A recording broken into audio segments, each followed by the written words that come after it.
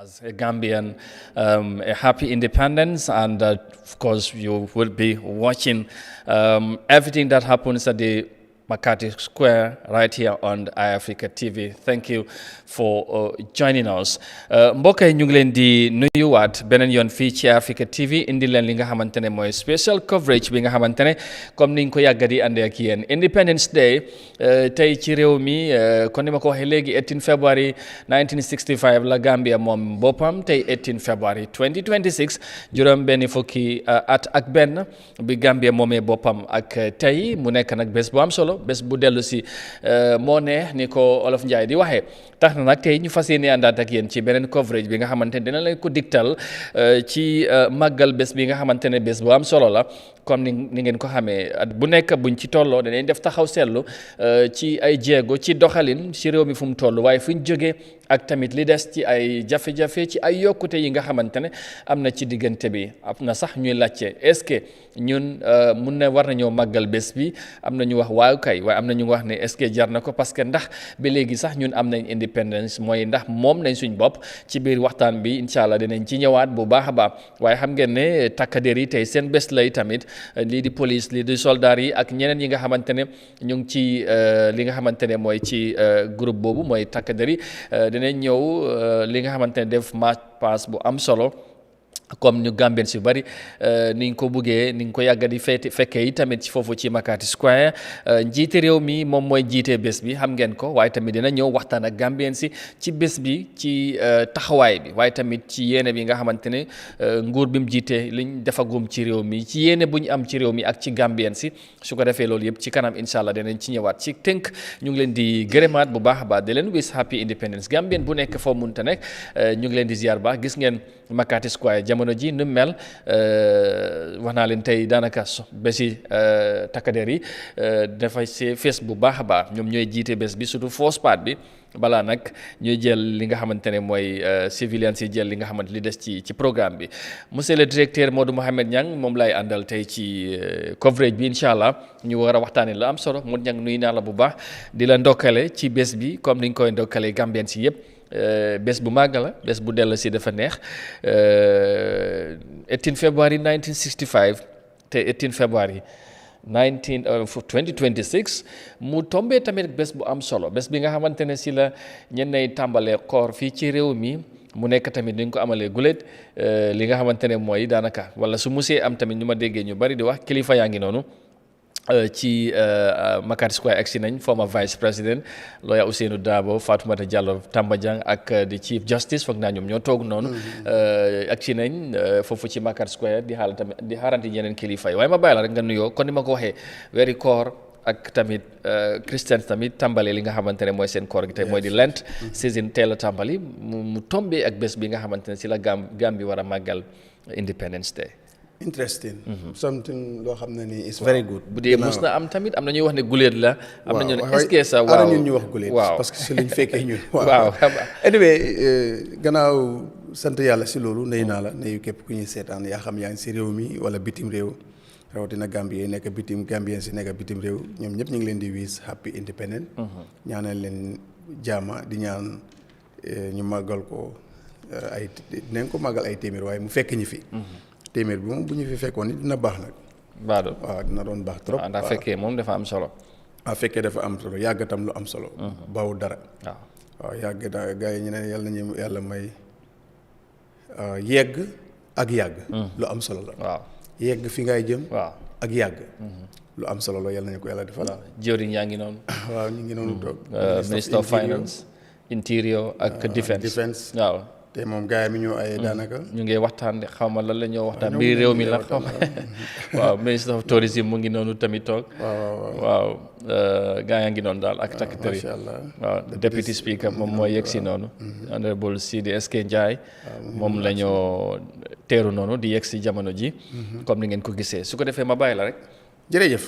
ñu ne ñëpp daal wis Gambien si nekk si réew mi ak si bitim réew yëpp happy independent mu nga xam ne tey ñu ngi ko màggal mu tombee bis bu am solo di bisi weeru koor yàlla def comme noo ko waxee léegi boot si jàngu bi ak muslim bi yëpp.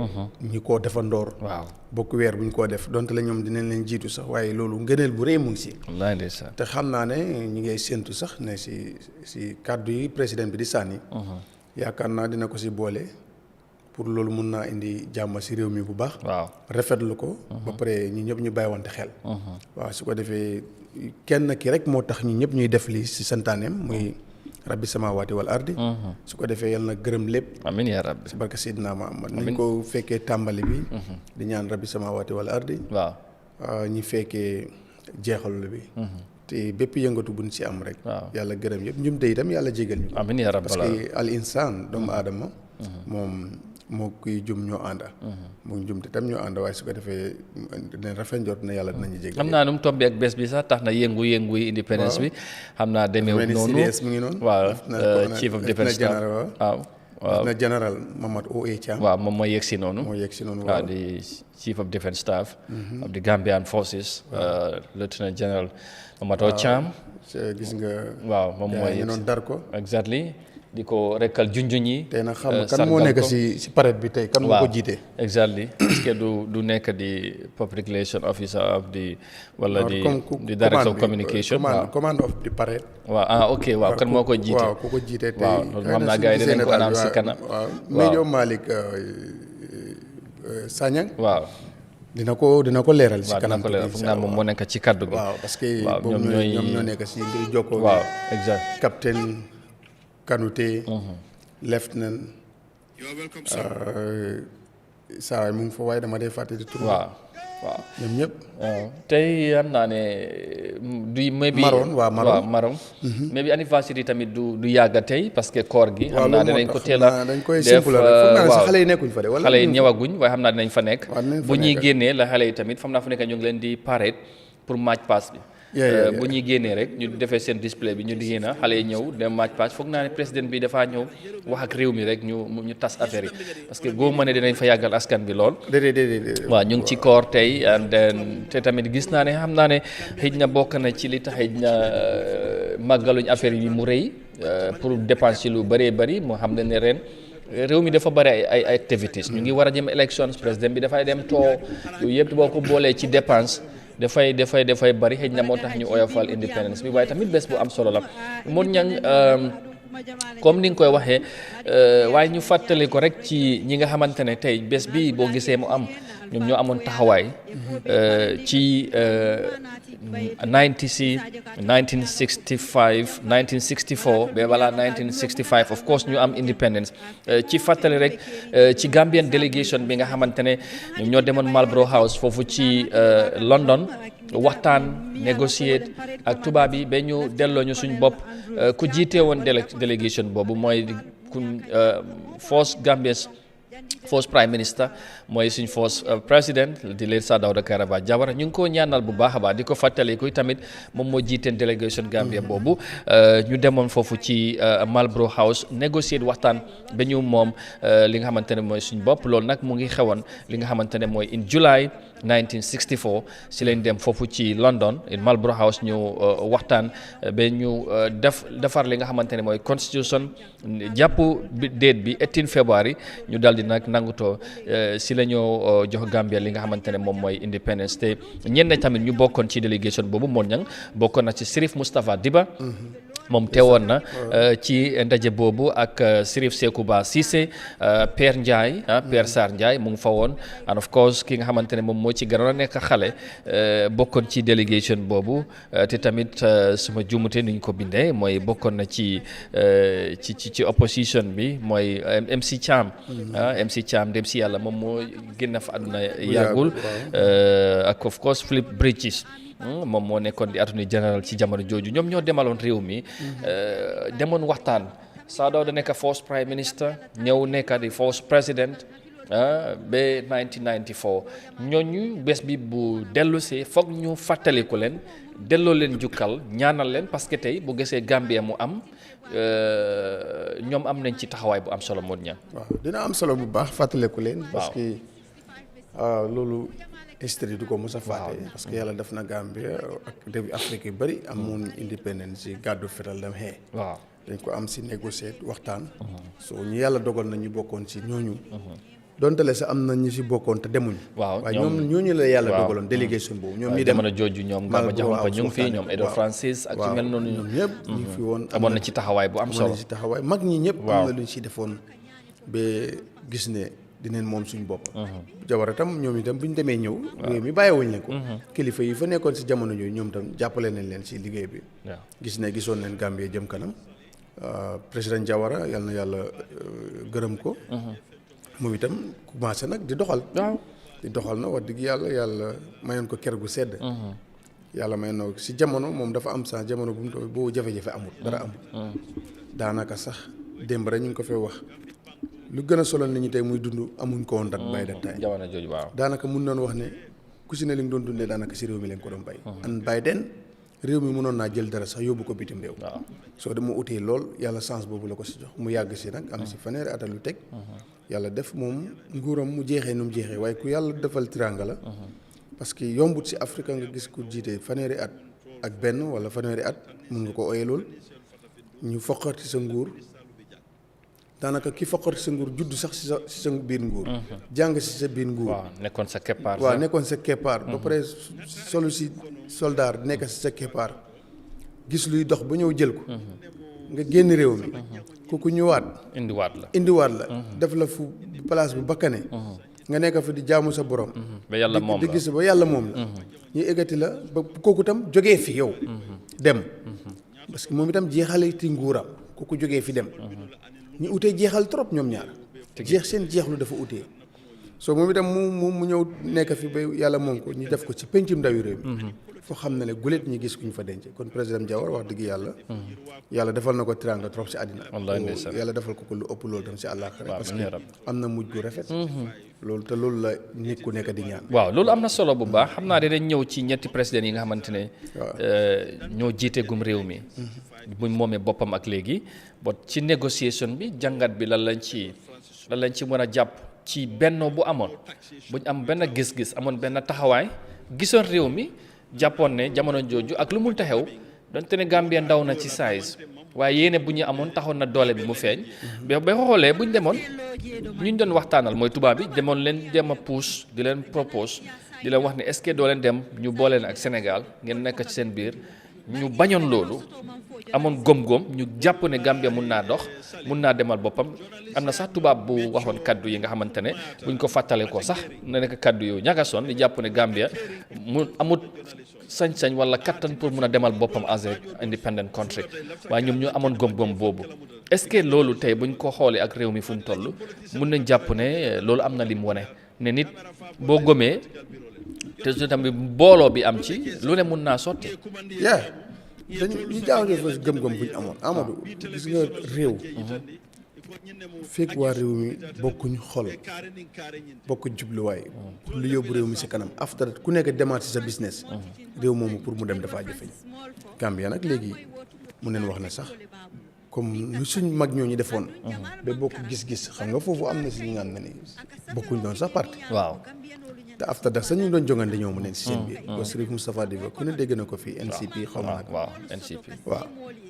keneen noonu waaye bokk gis-gis bu ñu amoon mooy Gambie réew mi moom boppam bi ñoo dem kolo bi leen gis réew mi leen gis seen bu ñu demee ñu bugg leen ko xeebal ñu xeex ko ba am luñ bëgg am gëm-gëm boobu soo loolu dafa am solo si réew gis nga nag bugg gëm-gëm boobu noonu su fekkoon ne 65 ba léegi moo fi ne ifin mun neen utee gis-gis mun ne ñàkk bokk parti waaye ñu gis ne réew mi la ñoo gis te saa yi intérêt si réew mi jógee rek ñu gis ñëpp dañ si war a jàpp ñu dem ñu forget about fekk lu baax mu ngay continuer di dem si réew mi rek ñu jàppale si ku fi nekk mu dem si uti jotee ku nekk dem uti su fekkoon ne gëm-gëm boobu leen yóbboon réew mi ba léegi kon 65 suñ koo màggal duñ doon taxaw sax fu ñu taxaw nii tey war nañoo fekk si ay jéego yu koowe donte la fekk nañ ci si koowe soo ko doon xayma si puus waroon naa fekk buñ ñu poussé buñ dawee fu ñoo taxawee ak fu ñu taxaw tey ute waxuñ nag demuñ waaye daf waroon neen romb fu ñu nekk. juróom benn fukk ak benn. waaw loolu moom lu yàgg la. lu yàgg la. waaw konoon tey waroon jàngat bi mooy beneen Gambia lañ doon gis. beneen Gambia lañ doon gis ñu nangu ne Gambia côté am na waaw Gambia bi nga xamante ne moo amoon 1965 ak Gambia bi tey wuute na wuute am na ci lool waaye nag waroon naa gën a mën a dem surtout ci yëg-yëg bi ci askan bi ci ne moom nga sa bopp. waaw loolu dafa am solo. loolu dafa am solo trop soo moo tax xam naa ne dinañ ñaanaat ñu nga xam ne ni ñoom la yàlla dogal mooy politique seen si. ñii gis réew mi. dafa am solo bu baax. xam na ne nag ku ne am na foo bokk ku ne am na loo gëm ku ne am na ñoo gëm ku ne am na ñoo àndal. waaye bu réew mi soxlaa ñëpp taxaw si comme like tey yaa ngi nii gis looy Ousseynou Daaw mu ngi noonu toog. suñu yaay Fatoumata Tambadou mu ngi fa doon toog. dënd ak Chief Justice ak ñeneen parce que lii du bisi NPP te ñii luñ du toogee bisi président Barrow te di fak boy du bisi of course wax nga dëgg du bisi président Barrow bisi réew mi la te ni ñu toogee noonu xam nañ ne bokkuñ gis-gis ci doxalin waaye bu réew mi xewlee waaw war nañoo fàtte yooyu noonu tam na bu réew mi soxlayee waaw doomam yu ko taxaw nii leen war a ubbilee buntu tam ku jéegi ak ñeneen ñi nga xam ne bokkuñu ñoom gis-gis si lu munta nekk nag nii leen waroon di am xam nga man soo gisee dialogue bi ànduma si réew mi waxtaanee réew mi doo ko def at ba at réew mu nga xam ne FID mu ngay dox FID am na lu fay xew waxtaanee ko nga jàpp ko indi 18 février bu 18 février ngeen dem centre naka la conférence centre ngeen nekk fa di ko waxtaane loolu waxtaan boobu du mun a am benn impact li ñu war a waxtaanee FID ñi si bokk war a toog FID kàngaam ñi si bokk war a toog FID ñu bëgg a loolu téye loolu 12 mois waxtaan boobu du am benn impact loo xam ne every 3 months président bi waroon naa dajee nit ñi ñu waxtaan 3 months yi passé lan mooy doxalin bi naka la ñoo def ak fu ñu jëm wala at bi jeex na naka la ñoo def fu ñu jëm soo loolu moo waroon a am kon réew mi dina romb fu ñu jëm ñi teg ñu ñëpp ñu bokk lii ñu teg ko fa because comme kii la Ousseynou nag moom dina si dee joxe good exemple lii foog naa ne depuis boobu léegi every independent dañ ko dee gis mu ñëw toog depuis président Barrow ñëw ba léegi li si gën a bëri dinañ ko dee bàyyi xel mu ñëw toog ñoom Mama Kandeh dañ daan ñëw xëy na dafa nekk si réew mi yooyu ak ñoom Halifa parce que lii comme ni ñu ko waxee si gannaaw réew mi moo xewle du bisi président Barrow du bisi NPP du bisi politique bisi réew mi la ñuy màggal juróom benn fukki at ak benn te ñoom yàlla def sax ñoom ñu fekkee woon ko kon ñoom dañ see profité sax ñaanal leen ñu yàlla yàggal leen fi ba si kanam parce que am nañ solo waaye daan leen gën a di waxtaanee réew mi am soppeeku yu ñu def tuuti parce que kenn ku ne bu indee sa xalaat si réew mi mun neen gis lu gën a gaawul sa speed bu ñu nekk am na solo parce que réew mi wax ñu borom kàngaam yi nekk si réew mi ak borom xam-xam yi yëpp booloo waxtaanee lu jëmale réew mi kanam moo ëpp doole foofu cabinet bi buñ dajee di waxtaan lu ñu war a am na solo loolu jàngat la su ko defee li ma wone rek ne mooy bu réew mi soxla bu réew mi taxawee ak lu mun taxew ak lu ñu bañ a bokk ak gis-gis ak lu politique dañu léegi dafay baax ñu fàtte loolu gis réew mi ndax ngir askani réew mi ngir doomi réew mi parce que ñoom yëpp tey boo gisee ñu am taxawaay wala ñu doon lu ñu doon ci politique Gambien si ñoo tax parce que tey ak political party boo mënta am wala movement Gambien si ñoo ci ne bu Gambien si bokkul ci rek du am njëriñ kilifa yaa ngi noonu gis ngeen ku Gambien representative xam nga naka lañ ko waxee bu nekk Angola something naka la tudd sax aji maa ngi fàtte turam bi anyway bon moom moo fa nekk Minister of Works Ibrahima Silla mu ngi doon toog Minister of kii kan la nii non kii moom xamewu ma ko dem nga ñi léegi soo leen gëjee gis moom mooy loolu but anyway kilifa yu bari ñu ngi teew foofu ci Makati Square jamono ji pour màggal bés bi am solo bi li tey mooy bés independence ñuy profité waale di li nga xamante ne mooy di wish everybody happy independence Gambien bu nekk foo munta nekk ci àdduna bi ñu ngi lay wish happy independence ci bés bi bési réew mi la alright Modou Niang loolu dafay am solo well viewers once again just to remind you that you're watching Eyeafrica TV, and of course we are bringing you a live coverage of Gambia's independence celebration, 61 years of nationhood. It has been quite a very interesting, if you like, history for the country. 3 presidents so far. The late Sadauda Kaibara Jawara was the first prime minister of the country, as you may know, of course, and later he became the first president when Gambia became republic in 1970. and he was president until 1994 when he was overthrown by the former president Yahya Jammeh, who also, led this country for 22 good years. And his reign ended in 2016 when President Barrow, of course, emerged as the victor in that crucial election in 2016. And since then, he has been the president, of course, hoping to be the president also for the next 5 years. But that would depend on whether the Gambians would allow him to continue. But of course, we would probably talk about that in another day. But what is important today is we are talking about Gambia as a nation, our nationhood. How far have we gone as a country? And I think this is a moment to reflect, right? And of course, somehow discuss as a nation, as people, what are some of these issues that we need to be realistically talking about. I know Gambia has, of course, there has been some development that has been registered during the 3 administrations that have governed this country so far. But equally, there are still challenges that we continue to face as a country. So we'll discuss that as we go along, inshallah. And of course, you can equally share your views. Let us know what you think. And by the way, what we will expect to hear from the president. President Barrow will later address the nation. We will also be hoping to hear from him. What do you think he will be talking about? You can see that is the arrival of the guest. I think maybe it looks like the vice president or the first lady or the two. Okay, the president's mother, I understand, is.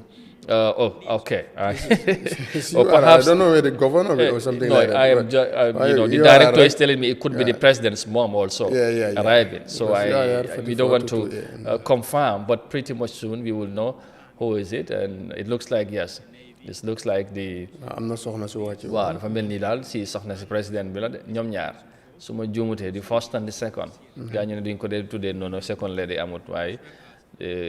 Waaw ñoom ñaar la the first lady Fatoumata Bah Barrow and lady Sadio Mballo Barrow ñoom ñaar ñoo nekk noonu di yegsi xam naa du yàgg rek njiiti réew mi tamit mu teew waaw fu mu nekk nii waaw ñu ngi noonu Modou Niang lii tamit lu am solo la te moom seen sanse macha allah sanse nañ de waaw li rafet na lool waaw ñaari soxnay président bi ñu ngi noonu di dox ci jël leen seen kola bi waaw jël leen seen kola si bés bi waaw jël leen seen kola si bis bi waaw waroon nañ kaalawoo drapeau bi flag Gambia bi waaw kay leen waroon def kaala nag waaye rafet na waaw ñu ngi noonu di leen anti seen sanse rafet na waaw ñu ngi leen dokkale ñaanal leen happy independence waaw ñoom ñooy xam naa ne bu paa bi ñëwee moom mu gën a garaaw ak grand bu ñu ngi noonu di leen dalal ñu ngi joxante loxo ak kilifa yi waaw mu ngi noonu Fatoumata Bah Barrow ak Fatoumata Jallow Tambajang di former vice president ñu ngi noonu gis ngeen tamit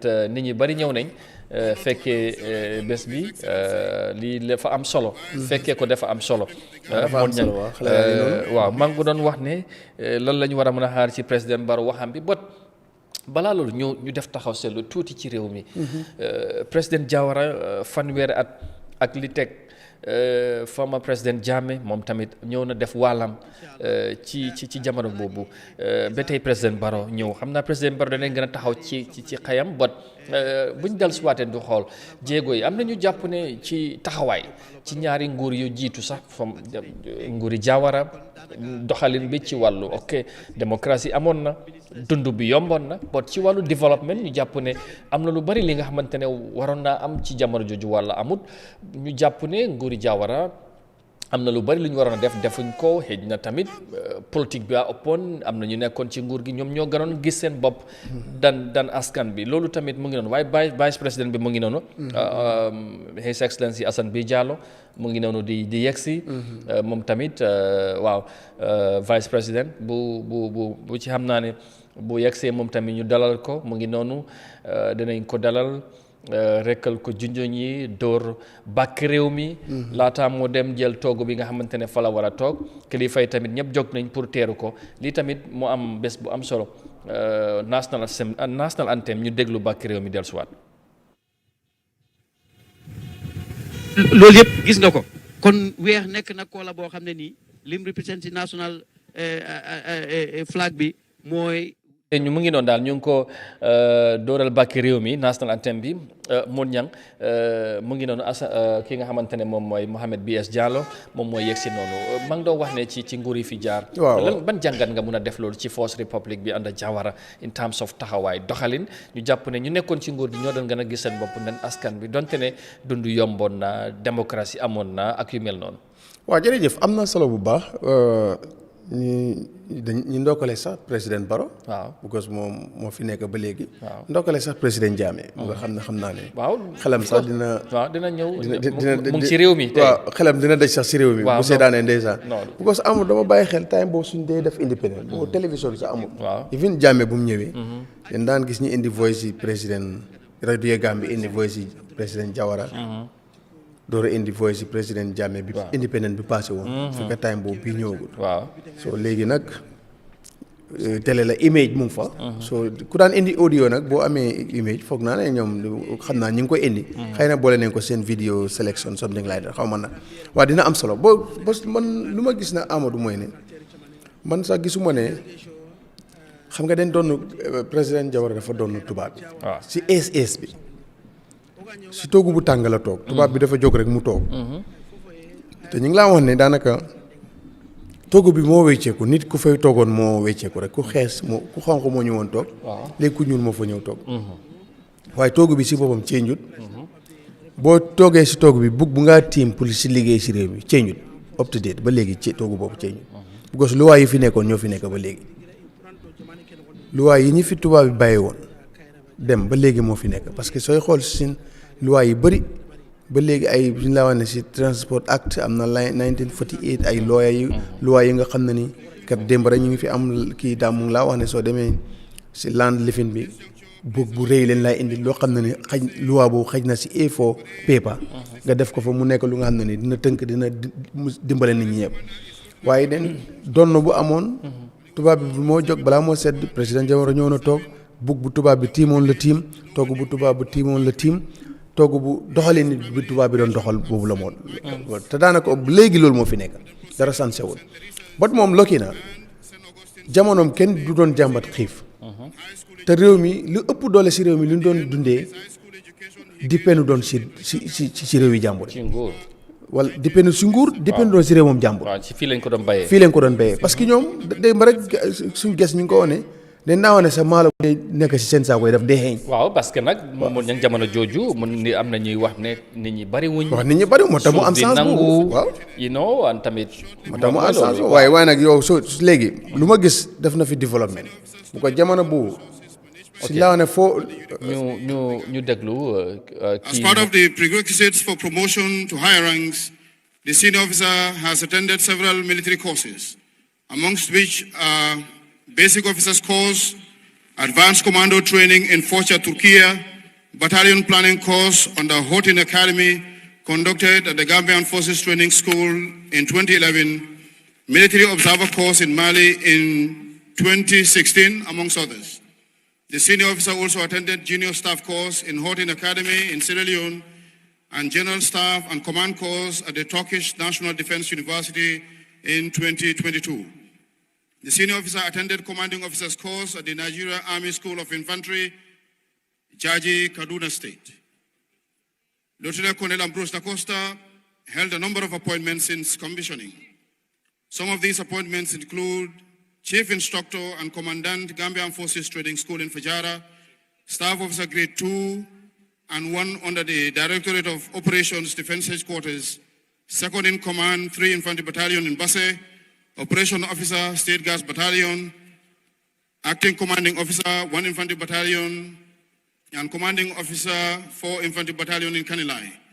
Currently, the senior officer has been appointed Contingent Commander of the Quick Reaction Force 1 of the Gambia Armed Forces. It is interesting to note that the senior officer has participated in numerous United Nations peacekeeping missions and has been conferred with the prestigious award of the Peacekeepers after successfully completing various peacekeeping United Nations missions.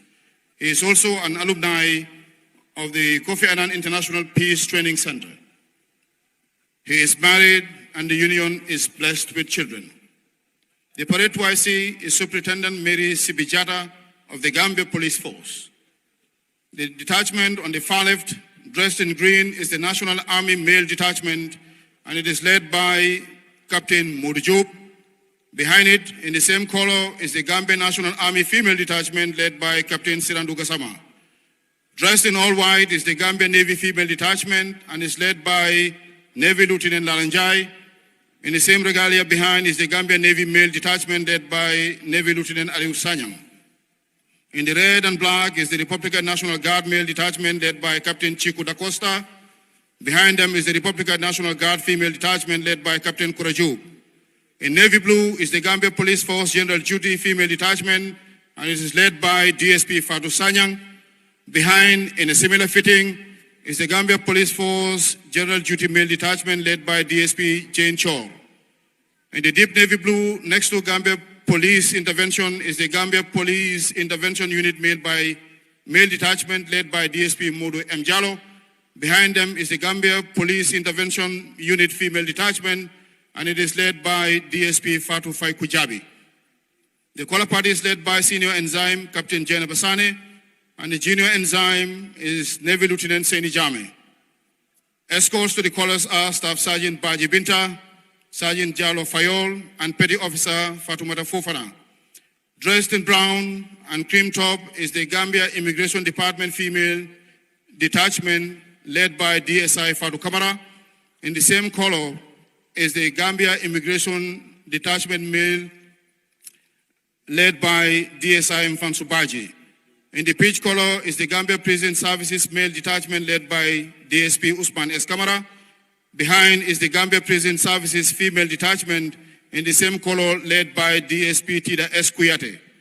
Next, in navy blue, is the Gambia Fire and Rescue Services Female Detachment, and this is led by ADFO Fantanjai. Behind them is the Gambia Fire and Rescue Services Male Detachment, in the same regalia, led by ADFO Habibu Saho. The second to last detachment in black ceremonial dress is the Gambia Revenue Authority Male Detachment, led by Senior Collector Ismail Jawara. And the last detachment is the Gambia Revenue Authority Female Detachment, led by Senior Collector Aminata Jaju. Band Master is Captain Mahmoud Koli, and the Drum Major is Corporal Aissadun Jai. Parade RSM is Warrant Officer Class 1 Sidi Jaju, and the Conducting Warrant Officer is Warrant Officer Class 2 Sanyang Yaya, assisted by Warrant Officer Class 2 Baji Aruna and Warrant Officer Class 2 Jata Modu. The parade adjutant is Navy Lieutenant Adam Anjai, and here at the commentary desk is Major Malik Sanyang, your Master of Ceremony for this parade, ably assisted by Captain Kemo Kanute and Lieutenant Lamin Esmarong, and personnel of the Communications Unit of the Gambia Armed Forces.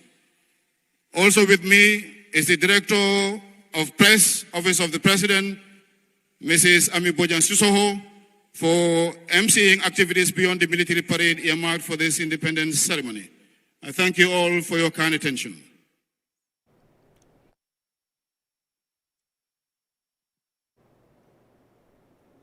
all right mu ngi noonu su ko defee gis ngeen mu ngi wax takkadeer yi nga xamante ne moom moo ñoom ñoo fa nekk mooy di different security apparatus ñi nga xamante ne teew nañ ci bés bi ku ne wax na ñu fa nekk ak ni ñu fa nekkee seen jaar-jaar ku jiite parade bi tamit wax na ko dana doon lu am solo gis ngeen dafa mel ni Sankara yéen a ngi gis njiiti réew mi His Excellency the President of the Republic Adama Barrow mu ngi waaj a yegg si noonu jógee ko State House xam ngeen ne foofu moom soriwut moon ñang daanaka buy ñëw moom dafaa ñëw moto waaye suy dem waaw dox la rek waaw dafay nuyu gars yi rek waaw dox dellu ci kër gi su ko defee gis ngeen kilifa ñu ngi koo xaar moom mooy jiite bési réew mi la ñëpp ñoo ko bokk du opposition du ñi nga xamante ñoo nekk ci nguur gi doomi Gambien bu nekk war ngaa gis sa bopp ci bés bi tey su ko defee mu doon lu am solo moon ñang jiite réew mi président Barrow bu yegsee rek xam naa ne buñ ko dalalee match pass bi tàmbali police bi soldat yi immigration prisons ak ñeneen yëpp danañ wane seen manin ak police bi comme niñ ko yàgg defee lii moment bu am solo la njiiti réew mi waaj a yegg si noonu His Excellency President Barrow. waaw xam naa léegi mu egg si. waaw comme noo ko waxee diggante boobu soriwul. waaw di jaajëfal tam Major Malick Sagna ñoom capitaine Kanouté ñoom ñoo jiite communication bi ñoo amee communication bi ak gars yi leen di jàppale so peut-être comme na ko lieutenant colonel Docosta moom nekkoon na Yundum commandant waaye léegi fara mu ngi Kanilaay moom moo jiite maaj pare bi si maaj moo amee commande bi si maaj bi macha allah waaw young soldier la waaye is a very intelligent because lii duñ ko dee jox ko lii am na jaar-jaar lieutenant colonel Docosta so moo fa nekk tey ak ñu nekk si police nekk immigration prison fire ñoom ñëpp Major Malick Sagna tari nañu fa nekk it's very interesting soo bàyyi xel every year rek dañ ko dee change am na at bu nga xam ne jigéen la woon year before last foon naa góor la woon das woot ndeysaan dem si yàlla si sax am na at bu mu ko fi nekkoon mbuub ñu ngi koo ñaanal fu mu tëdd gënal ko fuuf fu mu nekk fu mu jógee kay waaw tey itam gars yi ñu ngi koo màggalaat bu baax parce que ñoom mostly ku ñooy jox loolu kuy am jaar-jaar dañuy wax sa jaar-jaar door a mun a di sa pour amee loolu waaw su ko defee mu ngi noonu. That is the arrival of His Excellency the President, President Adam Barrow, is arriving at the Makati Square to preside over this historic moment. You can say he is waving his hand to the crowd, probably dressed in his usual white attire. The usual, garambubu, if you like, as always, it has been, and that is exactly true. Morsobi, non la ko yaga defé from I think from first president bi Jawara, former president Yahya Jammeh ñom yeb dañ ñoy suñu president xamna lu weex mom neex na gaay jamm bi la ñoo wone xamna lu dafa reflect ñu déké Gambia is a peaceful country alhamdulillah in Africa Guinée tam may gis Dumbia waaw su ñëwé rek xaftaan bi garambubu waaye président Barrow moo leen dàq sol grand boubou parce que ñoom dumbee buñ solee grand boubou waaw maa nga moom jool la soldat la ñoom waaw baat bi day dem si gannaaw parce que ñoom duñ dee mën a contrôle waaw moom kay ñoom béere rek leen mën a contrôle béere waaw su ko defee mu ngi noonu the president is arriving at the Makati Square escorted by the motorcade as usual. And he would go around, I think, once or twice, even to the crowd, to express his joy and pleasure of, leading this event. As you can see, he's still going around, and thereafter he will come and do his usual, inspection of the parade before the different security apparatus who are beautifully paraded for this very historic day for the country to, of course, make what we'll expect another wonderful display or a grand display of their march past, and this is something we all used to enjoy, and I hope today also will be another very interesting moment as always. When it comes to march past, we are one to be reckoned with. I can tell that am na ñuy wax ne bu doon World Cup la moom Gambia bu demee match pass ñun ñoo indi cup bi because suñ gars yi moom macha allah so président bi mu ngi noonu di waaj a yegsi ci baye bi kilifa yi ñu ngi toog daxaba mu ngi noonu borom bisaaw ñu ngi ko nuyu waaw mu ngi noonu di welcome président bi bu yegsee ñu dalal ko incha allah moom mooy jiite ndaje bi ñu xaarani tamit lan lay wax Gambien si ñu ngi ko doon jéem a fàttali ko rek former président Jawara taxawaayam ci réew mi ci doxalin ci yokkute ak ni mu taxawee Gambien si waaye tamit bu mu fi jógee former président Jammeh moom tamit naka la taxawee woon ci doxalin ci yokkute ci Gambien si ak tey président Barrow bu mu ñëwee 2017 ba léegi 2026 bu ñu doon xayma ci taxawaay ci doxalin ci Gambien si lan lay doon dafay am solo bés yi moom tamit du ñëw rek def mbumbaay def ambiance ñëpp ñëw match pass rek ñu mu jeex dafa war a doon moment bi nga xamante ne Gambien bu ne war ngaa reflect niki ni daaw fan nga tolloon ak tey fan nga toll ci mënal ca bopp ci bari moon ñang loolu tamit dafay doon lu am solo waaye dafa mel ni loolu tamit dañ koy xala fàtte independent mooy nit ku munal boppam. loolu nag is the best amul. ndax nag tey doomi réew mi ndax ñu ngi koo yëg ak yu mel noonu. waaw indépendant daal vice président bi moom mooy teeru président bi. loolu am na solo. waaw waaye indépendant daal da nga war a mënal sa bopp. waaw te loolu mun a defal sa boppa waaw mun a waxal sa boppa mun a tëjal sa bopp mun a tëjal sa boppa. tëggi waaw waaye si nekkee ne nag am nga ko waaye mun loo defal sa bopp dara. waaw am nga tur bi nag. waaw am na tur bi waaye des na. so dëkkay Afrique yi bëri nag loolu leen am. waaye ñun fii fuñ moom la ñu wax. Gambia bokk nañ si ñu am loolu. waaw parce que 61 years. waaw pour nga gis standard company bu fi nekk di am lu moo defar ñu koy yóbbu bitim réew sa amu fi. dafa xaw a doy waar. waaw 61 years. ñu ngi laa wax ne ñaata billions la Gambie day jël xaalis di ko odo maalo muy ñëw dund. waaw ba léegi. waaw mënuñoo am 50% bu ñu dundal. ndeysaan loolu dafa am yéeme solo li rafet na. waaw président Barrow ak vice président White ñu ngi wone jàmm. ñu ngi noonu di waxtaan. di dox di ñëw di dem ci li nga xamante ne mooy ci pavilion bi. am na solo bu baax pour ñëw balaa loolu dafay dem ci li nga xamante ne mooy ci fu ñu koy sargale. su ko defee ñu ànd ak loolu dem Makati Square ànd ak nu ñëw welcome président bi soog a dellusiwaat incha allah. Slow arms.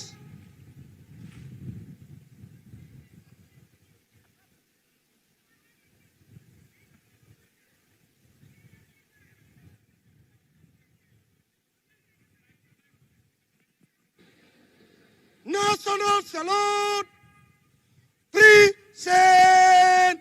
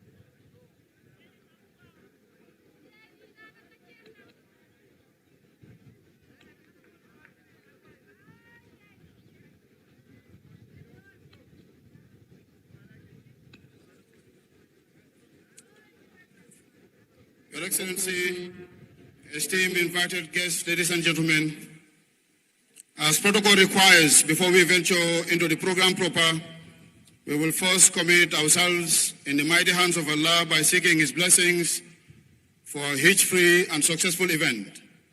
On that note, may I respectfully invite the representative of the Imam Ratib of Banjul, Imam Abdul Aziz C, to lead us in the Muslim prayers. Ya Imam.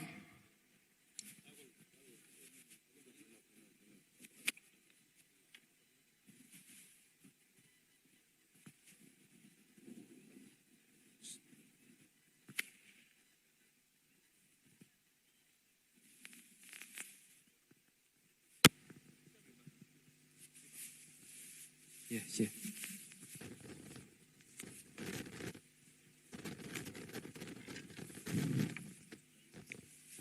السلام عليكم ورحمة الله وبركاته وكل عام وأنتم بخير رمضان مبارك أقف هنا نيابة عن إمام راتب الحاج تشيرنو علي ماسكة حفظه الله وأيده. بسم الله الرحمن الرحيم. الحمد لله رب العالمين الرحمن الرحيم مالك يوم الدين إياك نعبد وإياك نستعين اهدنا الصراط المستقيم صراط الذين أنعمت عليهم غير المغضوب عليهم ولا الضالين آمين.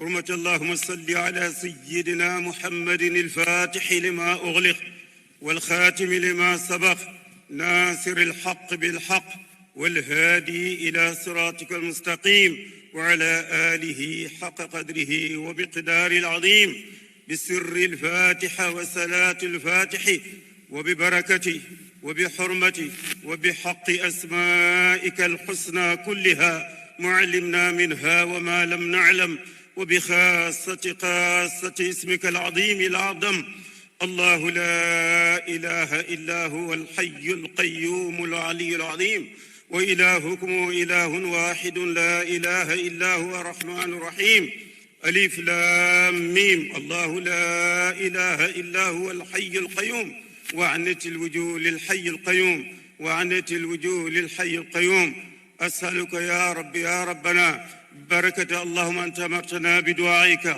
وأعطنا بإجابتك وقد دعوناك كما أمرتنا فأجبنا كما وعدتنا يا ذا الجلال والإكرام إنك لا تخلف الميعاد. اللهم إنا نسألك أن تحفظ بلادنا غامبيا وفي مقدمتهم رئيسنا الحاج آدم برو وحكومته وشعبه.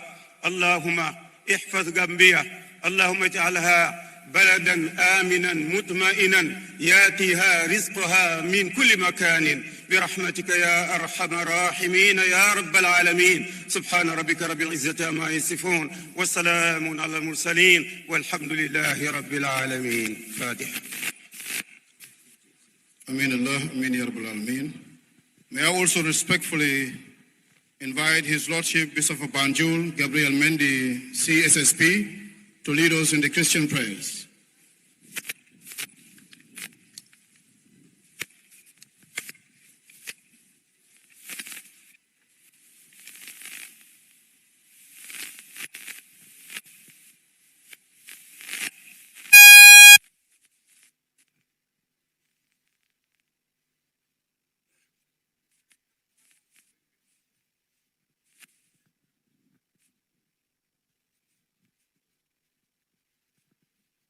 In the name of the Father, and of the Son, and of the Holy Spirit, amen. All-powerful God, creator of heaven and earth, on this day we celebrate our country's 61st independence anniversary that happily coincides with the beginning of Lent and the month of Ramadan. We present our nation and ourselves to you and ask for your forgiveness, blessing, guidance, and protection. May we always live in mutual harmony and respect for one another. You answered the prayers of the citizens and leaders of our country in their quest for independence. So we gather here once again to express our gratitude and reaffirm our faith and hope in you as the origin and source of our independence, freedom, peace, and progress. We pray that you will continue to protect and preserve the Gambia and its peoples from danger, violence, hatred, and divisions. Keep us safe in your care from the evil one and its agents, and inspire and empower each of us to follow your ways and work for the success, stability, and welfare of our nation and humanity as a whole. May we always experience your protection and assistance and our oneness and unity in you as your children, regardless of our religion, our tribe, our ethnicity, our political affiliation and background. As we celebrate our nationhood today, we pray in a special way for our President, His Excellency Adama Barrow and his family, his Vice President, Cabinet Ministers, the Chief Justice, and members of the Judiciary, the Speaker and members of Parliament. You appointed them to direct the affairs of this country and work for the common good and the benefits of its citizens. So we implore you to guide, sustain, and strengthen them so that they will execute their duties with integrity and dedication, justice, sincerity, and the fear of God. Grant them good health, peace, happiness, and success in their public life of service to our nation. We commend into your care the security forces and health workers of our country who committed themselves to maintain law and order and protect and preserve our lives, that you will defend them from every physical and spiritual attack of the enemy. Bless and assist our children, our students, youth, workers, and all the citizens of our country. Grant them the knowledge and the resources they need to succeed and be law-abiding citizens. And may you fulfill their hopes and aspirations in life. We make this through Christ our Lord. Amen.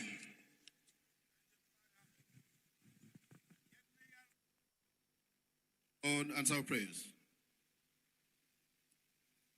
Your Excellency, President of the Republic of the Gambia and Commander-in-Chief of the Gambian Forces, Mr. Adam Barrow, Your Excellency, the First Lady, Madam Fatoumata Barrow, Your Excellency, Lady Sajo Balo Barrow, Your Excellency, the Vice President, Mohammed B.S. Jallo, Honorable Speaker of the National Assembly, His Lordship, the Chief Justice of the Gambia and senior judges here present, Her Lordship, the Mayor of Banjul, and His Lordship, the Mayor of Granyov, former Vice Presidents of the Republic, Your Excellency, President of the ECOWAS Commission, Secretary to Cabinet and Head of the Civil Service, Honorable Cabinet Ministers here present, Honorable Ministers of the African countries here present, Honorable Members of the National Assembly and members of the Judiciary, Your Excellencies, members of the Diplomatic and Consular Corps, National Security Advisor and other advisors to His Excellency the President, former Speaker of the National Assembly, Chief of Defense Staff, Gambian Forces, and the Inspector General of the Gambia Police Force, Armed and Security Service Chiefs, General Officers and Senior Officers here present, Heads of Government Departments, NGOs, parastatals, private companies and institutions, Regional Governors and Seifolu, Venerable religious leaders, members of the press, esteemed invited guests, ladies and gentlemen, all other protocols duly and respectfully observed. Good morning to you all. I am Major Malik Sanyang, Director of Press and Public Relations of the Gambian Forces, and it is both an honor and a solemn privilege to serve as Master of Ceremony on this historic occasion, which is the 61st Independence Anniversary of our beloved Republic. On behalf of the National Organizing Committee, I would like to welcome you all to the Makati Square in Banjul on this fateful Wednesday, the 18th day of February 2026. On this very ground and across this sovereign land, we gather not merely to commemorate a date, but to reaffirm a destiny.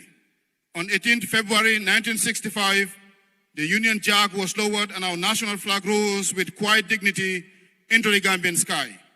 There were no thunderous cannons announcing our birth into history, only the steady resolve of a people determined to govern themselves. That moment was not only symbolic, it was transformational.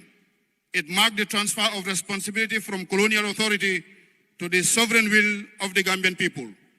Independence declared to the world that the Gambia bears no allegiance to any external power, that sovereignty resides exclusively in her people, that our territorial integrity is invaluable, and that our political destiny shall be determined by Gambians for Gambia in accordance with our laws and democratic principles. These were not mere proclamations, they were solemn commitments. 61 years on, we stand as beneficiaries and custodians of that commitment. From our modest beginnings, our nation has advanced in infrastructure, education, healthcare, transportation, and professional capacity. We have strengthened democratic governance and deepened our institutional maturity. Yet, progress must never breed complacency. Independence is an event confined to history, not. It is an obligation renewed in every generation, just as ours. In our midst are representatives of every sector of our society, judges, parliamentarians, members of the executive and private sector, farmers and fishermen, students and professionals, persons with disabilities, cultural and religious leaders. Independence belongs equally to all.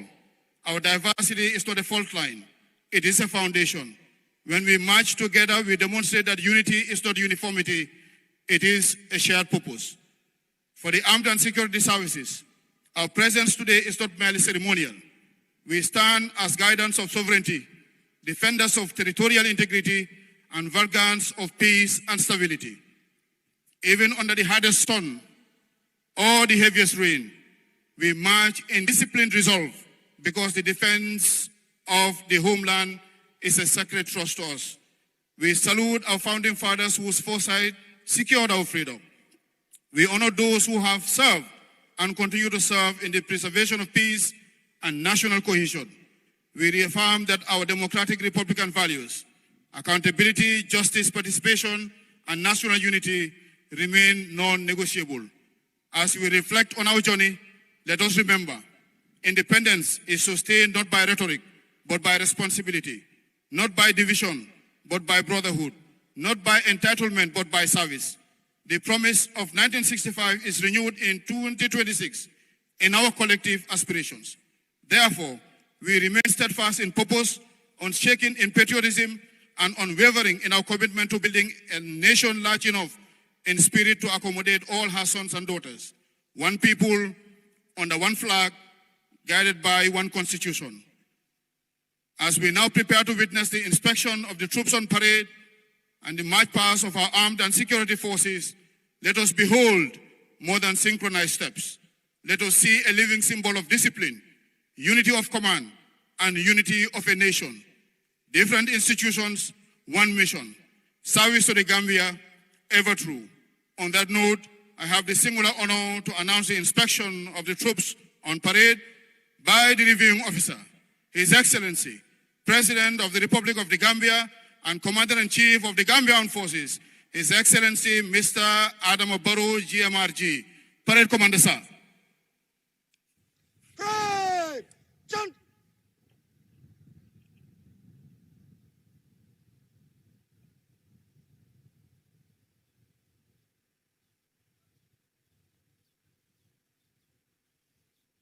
Uncle Modu Malo nak 1965, 18 February. Jumale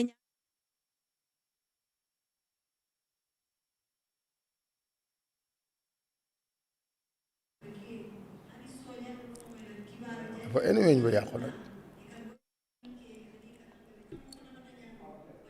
all right jërë ngeen jëf mbokk yi gis ngeen ko mu ngi noonu soldaar yi ñu doon wax nit ñi tey naka la yëf yi di demee gis ngeen jox neen wax nañu fàttali nañu fu ñu tàmbalee 1965 to date ak bés bi tey lan la umba ak taxawaay bi lan la war a mën a doon su ko defee nag gis ngeen ne président Barrow mu ngi waaj a ñëw dem round inspect li nga xamante ne mooy parade bi mu war a doon lu am solo luy rafet lay doon ñu déglu kàddu yooyu.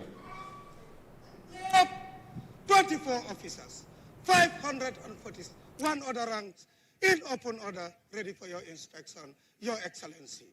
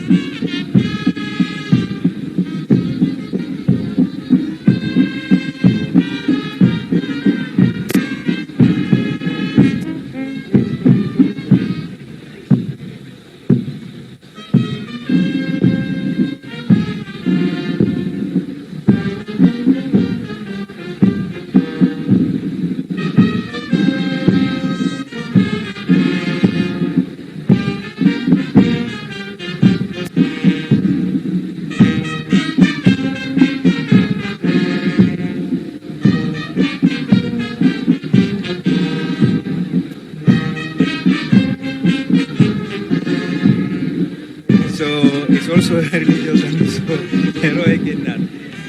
Salih, this Fodekaba is an interesting song, but we leave it at that.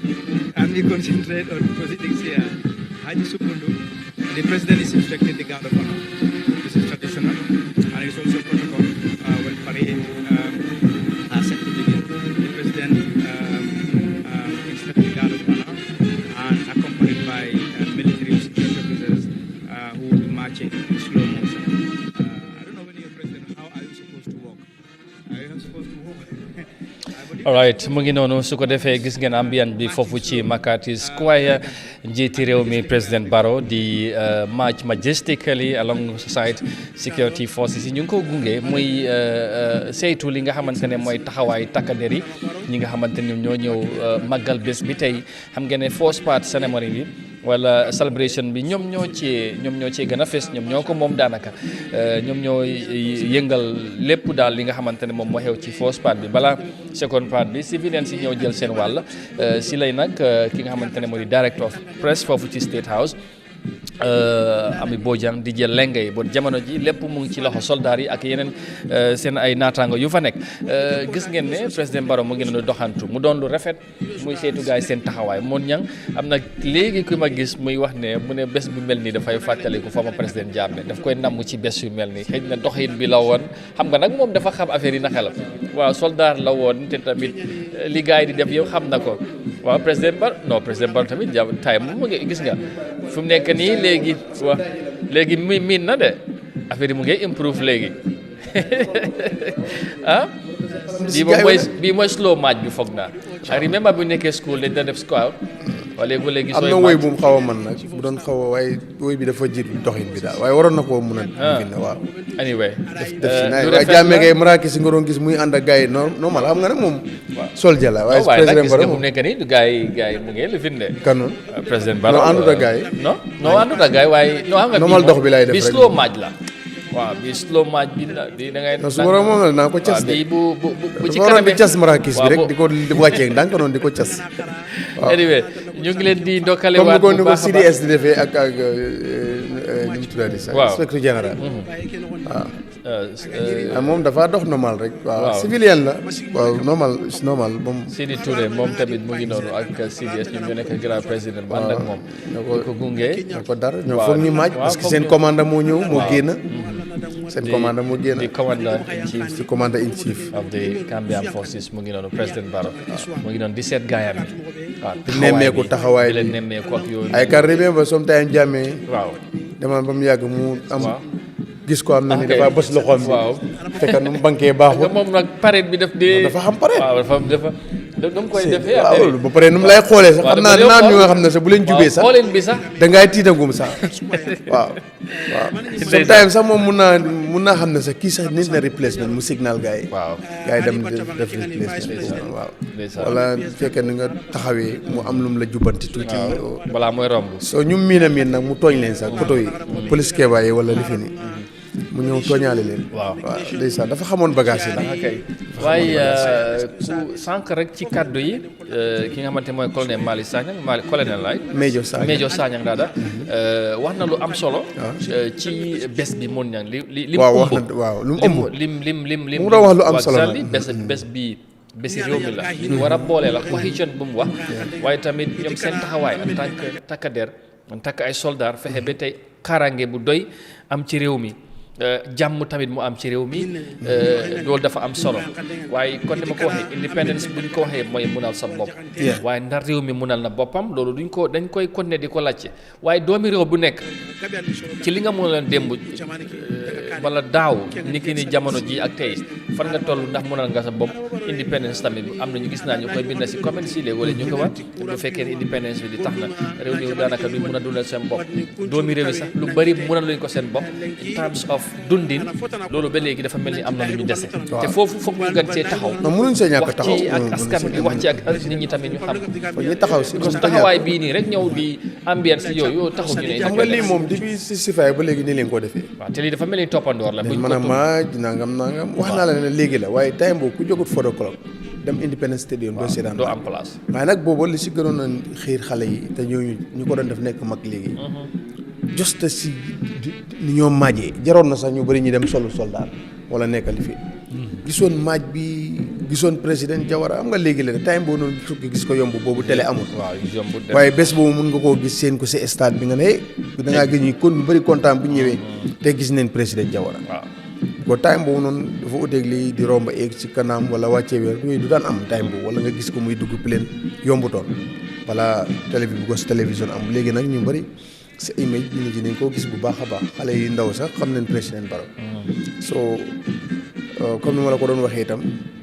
ñun time boobu noonu suñ gisoon soldat nii dañ dee dem di ko xoolaat ka leen xool kii soldat la gis daf doon rafet ak yow nga am xemem téef pour nekk waaw soo yooyu rek nga am indépendant looloo taxoon dañ daan tëj bunta bi because balaa 6 o'clock fekk fees na tëj nañ bunta bi keneen du mën a dugal so waaye lu ci gënoon a inspire xale yi mooy gis soldat ni ñoo maajee because boobu xamuñ si woon loolu bon nag soo maagee nag ba mu yàgg 65 ba léegi di seem ni ñu koo defee sanse wut Gambie den mun a maaj léegi ban njëriñ la ñu maaj maaj bi de moom waaw so loolu xëy na mandarga la pour wane ne ay non pour wane ne rek 65 ba léegi ni ñu koo defee waaw so ci indépendant bi nag 1965 ba léegi dafa am lum ñu waroon a man loo ci taxawaay lum ñu waroon a man loo ak lum ñu waroon a def loo ak lum fekk ñu def waaw to bi franc xeebuñ lu am nag xeebuñ lu am waaye waroon leen romb fi ñu ne si xoolee ba xool si taari fi ñu jaar nii yëpp ci ñetti président waroon leen romb fi ñu ne pour yow réew mi waroon nañ romb fii jamono ji daal waroon nañ cee weesu non fii waroon nañ romb no Gambie ak tali yu baax yi tax yi nga gis ay non ak yu mel noonu loolu tamit dañoo am na ñuy wax ne loolu tamit est-ce que xam nga nit ñi ñoo bëgg lu xëy na social media bi moo tax ñuy compare ak Gambia tey ak démb xam nga ne lu bari tamit soppeeku na tey because tey waaye dama gis benn nataal mu ngay wane mu ne dëkk bu gën a set in Afrique gën a rafet mooy dëkk bi waaye père fu mu nekk Kagame fu mu nekk Rwanda ma gis mu génnee ko ma gis nu mu rafet ma am xememte foofu Gambie mel noonu ñooñu njëkkuñ lu ñu bu ñu njëkk am indépendant tam bariwut te Afrique la te am na lu ñu am ñoom amuñ ko. lan moo leen may loolu nga foog. ok that's the point. te ñun amuñ ko. ok ànd na métti na de. waaw. because waroon nañ ko mun a am parce que amoon nañ fi dictator 22 years. boo xam ne mun naa def lu ko ne te nothing happen. because right naa ñoom façon ngi dictator boobu leen am xam nga soo gisee ma la day wax ne I don't believe. ci jamono ji si jamono soo gisee ma laa doon wax ne man gëwuma time limit waaye dafay fekk si kuy liggéey parce que lu taxoon ma gëm time limit soo cegoon Afrique bu weex bi seen réew bi da nga koo compare ak Europe Libya Gaddafi dafa yàggoon waaye soo fa demoon nu mu defoon doomi Gaddafi yi doomi libyen si tey ñu ngi koo jooy ñëw yuñ benn tubaab yes nga dem Égypte di semti nga dem Morocco gii waaw nga dem Tunisia dégg nga gannaaw Mauritanie sax la ñoo wax waaye terewul ñoom Mauritanie du ñu bëri ñu ngi faa dem waaye xam nga ñoom seen dund seerul because tey xar ak nag yi bëri leen ko gëlëm. waaw Morocco de moom dund moo fa gën a yomb loolu. all right te ñooñu ñëpp dama gis ne seen président yi dañ fa yàggoon. soo mën a kan man góob ma tàmbali comme président ku yàgg Gaddafi mu fa yàgg tey doomi Gaddafi doomi Libyen bu judd woon Biden am na lu nga xam ne nguur moo la ko defal.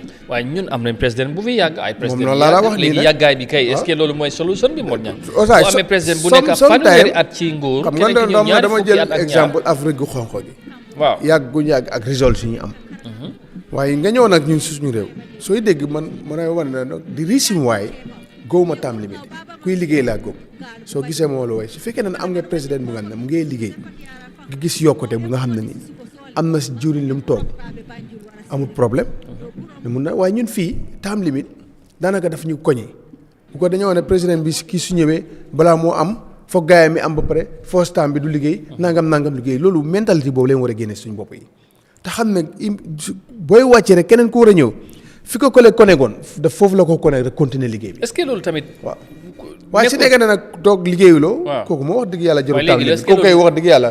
10 years bi sax bari na nga dem sa yoon keneen ku mun a liggéey loolu danañ ko yóbbu ci waaye nag su fekkee yaa ngi développe di liggéey góoma time limite leadership bi mooy ñuy jiite est-ce que problème bi du foofu kon non foofu la dee nekk parce que bu fay yow xëj na am na ñu doon wax ne président Barrow 2016 balaa ñu ko doon nominate maybe foogutoon ne sax dina nekk président waaye yàlla tuddoon na ko moom xamoon na dina ko doon mu ñëw ak anam bi mu ñëwee ba tey mu doon ko bu demee ba doon président est-ce que war naa sooraale su ma defee lii man mun naa am ma jógee fii du seet rek mu def li nga xamante ne mooy interest nit ñi. loolu rek la bañ a def li nga xamante ne xëj na ñeneen ñi mun nañ koo jàppee ñi ko dar wala ñiy ànd ak moom ñoo ko nekk di pousse ci yenn. loolu nag chance boobu la Gambie amagul nag amul loolu laa la nekk di wax ñun fekk amuñ président mu nga xam ne nii 5 years ak 10 years la fi amale. nga yemale réew mi du tegu ci yoon liñ ne du tegu ci yoon.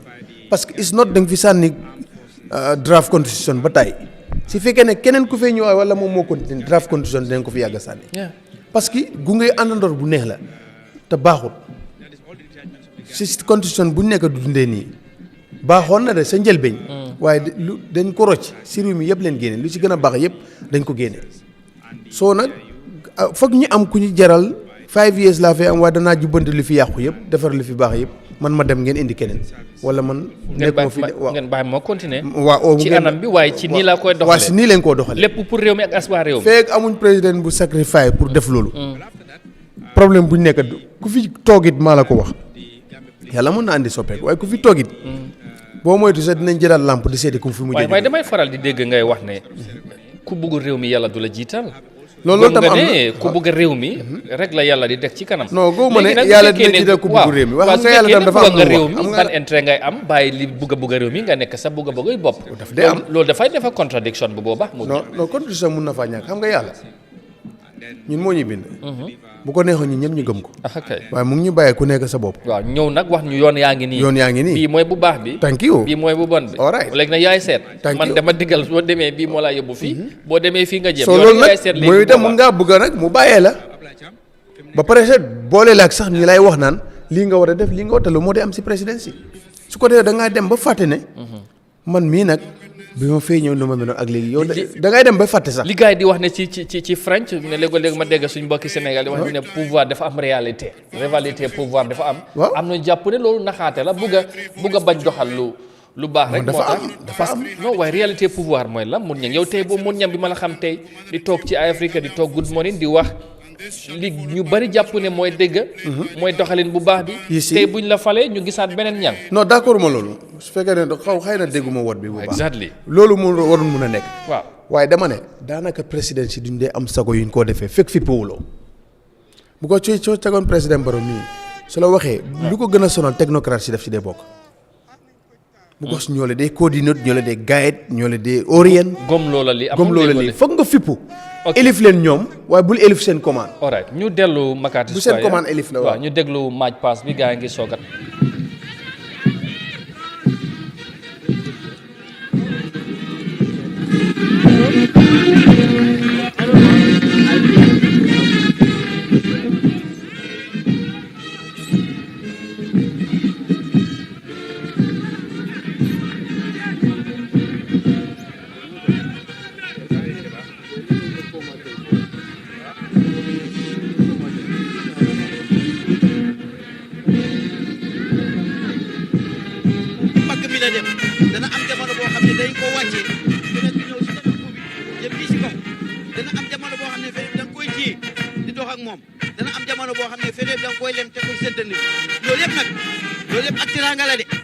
dañ ko def rek ngir taaral. mu ngi noonu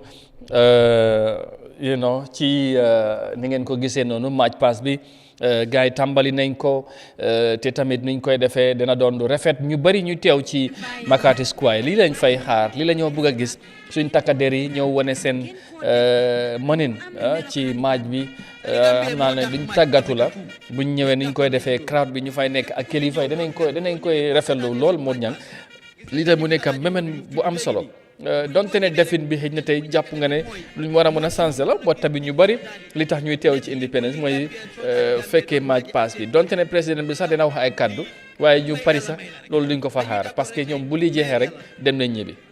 waaw dafa am solo bu baax lii moom mënu see ñàkk parce que lii aada la si. waaw mbir nag aada doo ko dee mën a bàyyi si gannaaw.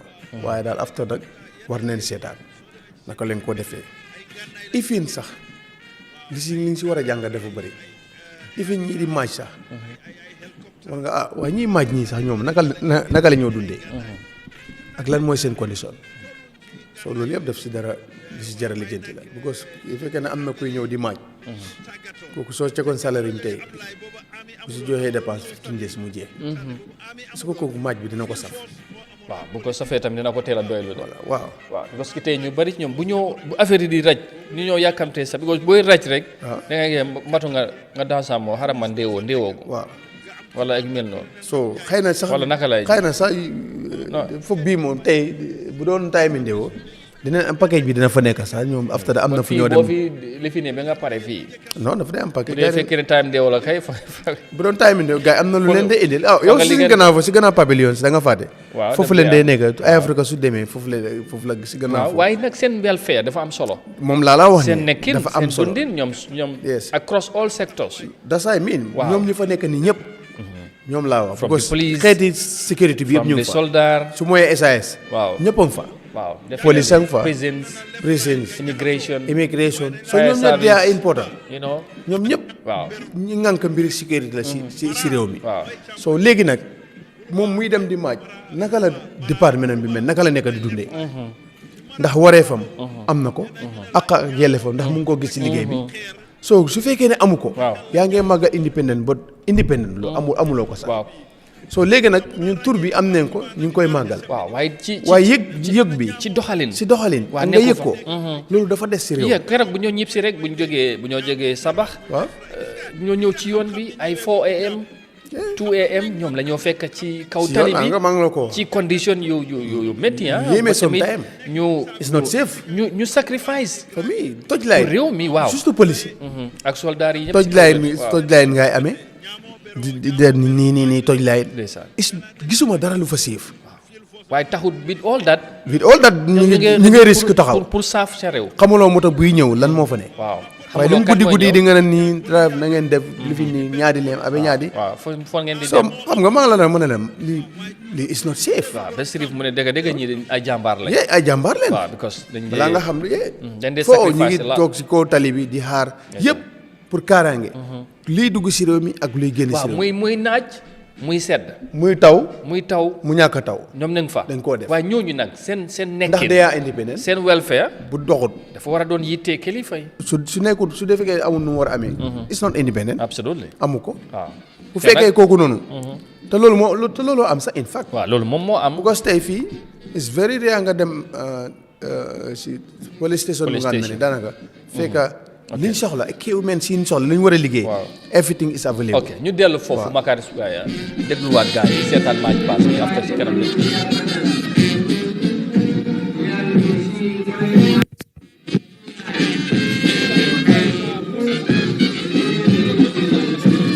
Gambia National Army Detachment by the Gambian Navy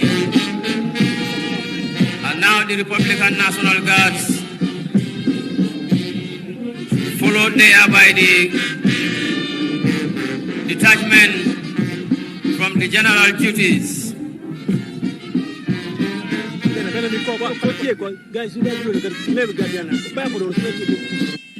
And behind them too we have the Gambia Police Intervention Unit.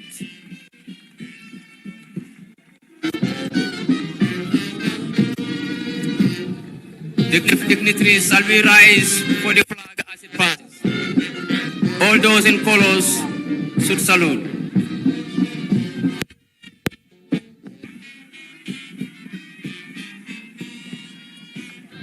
So you have to go like this. Behind the color party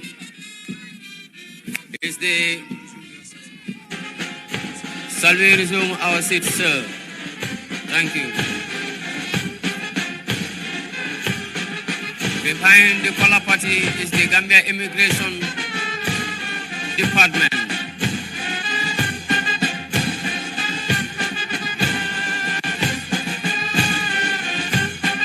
And they are followed by the Gambia Prison Services, who are also duly followed by the Gambia Fire and Rescue Department.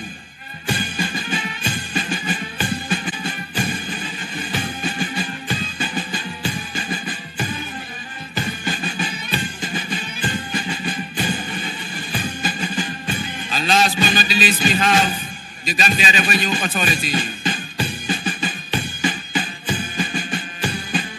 And gallantly behind them we have the conducting warrant officers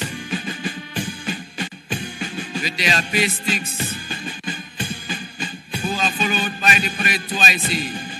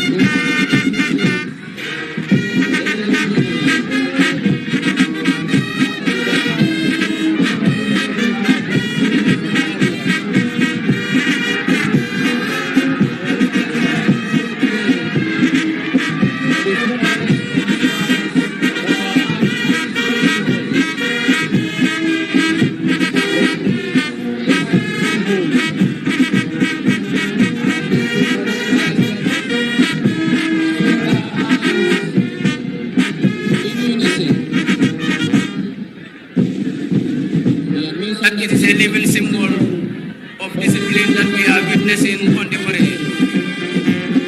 Not only that, it is also a unity of command and also signifies the unity of a nation. He had said that here we march, not as different institutions, but as one vision, which is service to the Gambia.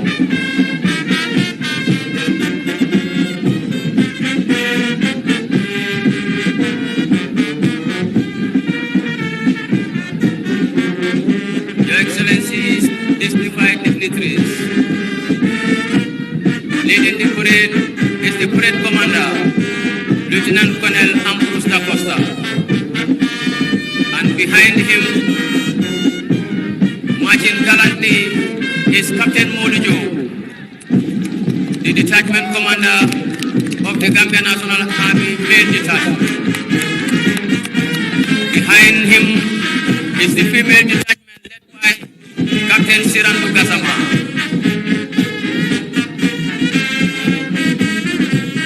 And here comes the Gambia Navy detachment led by Navy Lieutenant Lalanjai. And the male detachment is led by Navy Lieutenant Aliu Sanyam. Behind them is the Republican National Guards. The male detachment led by Captain Chifu Da Costa. And the female detachment led by Captain Urajo. The Gambia Police Force General Duty Female Detachment is led by Deputy Superintendent Fatou Sanyam. And the male detachment is led by Deputy Superintendent Jane Chor. The Gambia Police Intervention is led by DSP Momodu M. Jalo. And the female detachment is led by DSP Fatou Fai Kujari. And permit me to remind us to stand for the flag and salute accordingly. And we may resume our seats once the flag has passed.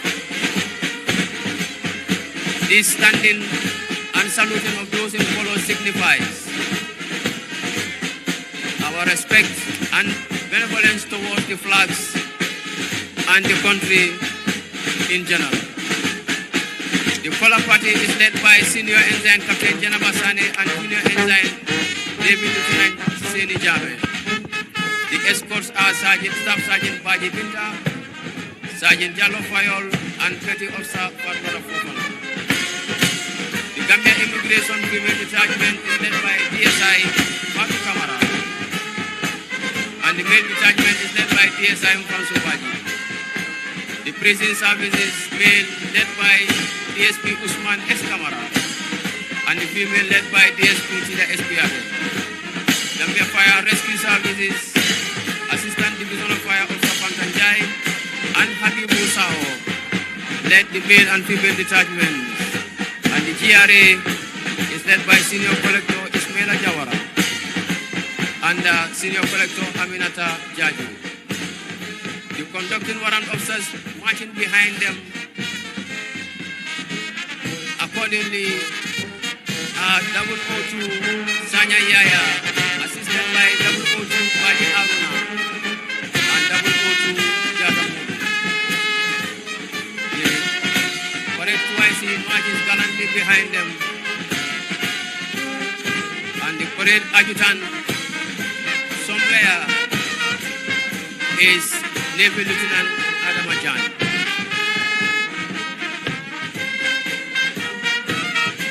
The bandmaster melodiously leading the troops is Captain Mahmoud Okoli. And the drum major is Kopul Aisatujai.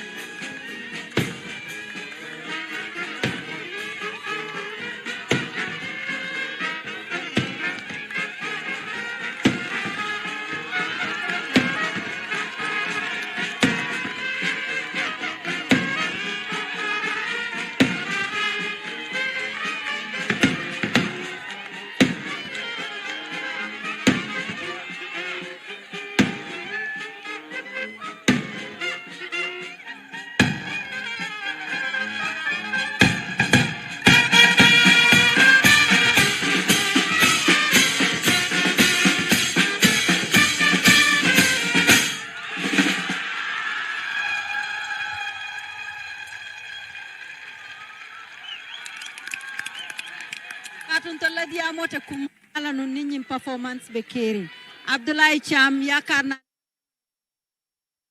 noonu gis ngeen match pass bi ni ko takaderi defee ci anam bu rafet crowd bi ñu ngi tàccu kontaan nañ ci lool waaw gis nañ nag li nga xamante ne mooy jamono ji lépp lu fi xew yeneen ko seetaan live on Eyeafrica TV mu ngi xew foofu ci Makati Square ci Banjul ci njiitali His Excellency the President ak yeneen kilifa yi nga xamante ne tamit teew nañ ci di profito tamit di ndokkale Gambien si yëpp beneen yoon ci ñëpp fi munta nekk ñu dellu foofu àndaat ak gaay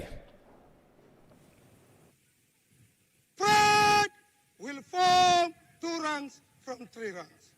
Form 2 ranks. Dressing. Inward dress.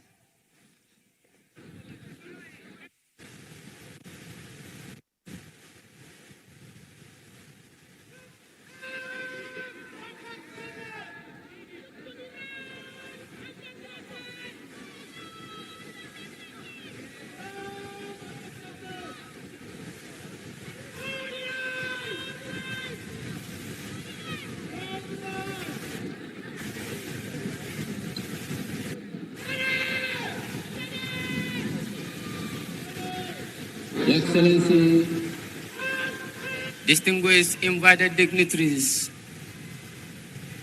next on the program we shall witness the fire for joy. But let us please be informed that the firing that is supposed to happen is blanco. That means it is harmless, and thus there is no cause for panic. Thank you for your attention, sir. Pride will fire for a joy. Officers and callers, take post.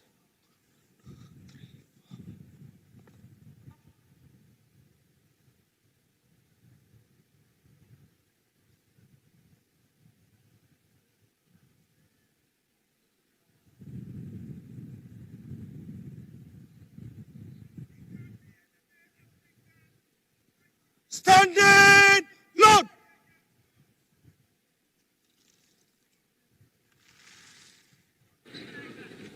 Break, jump. Sunrise for the fire for joy. The national anthem. Present.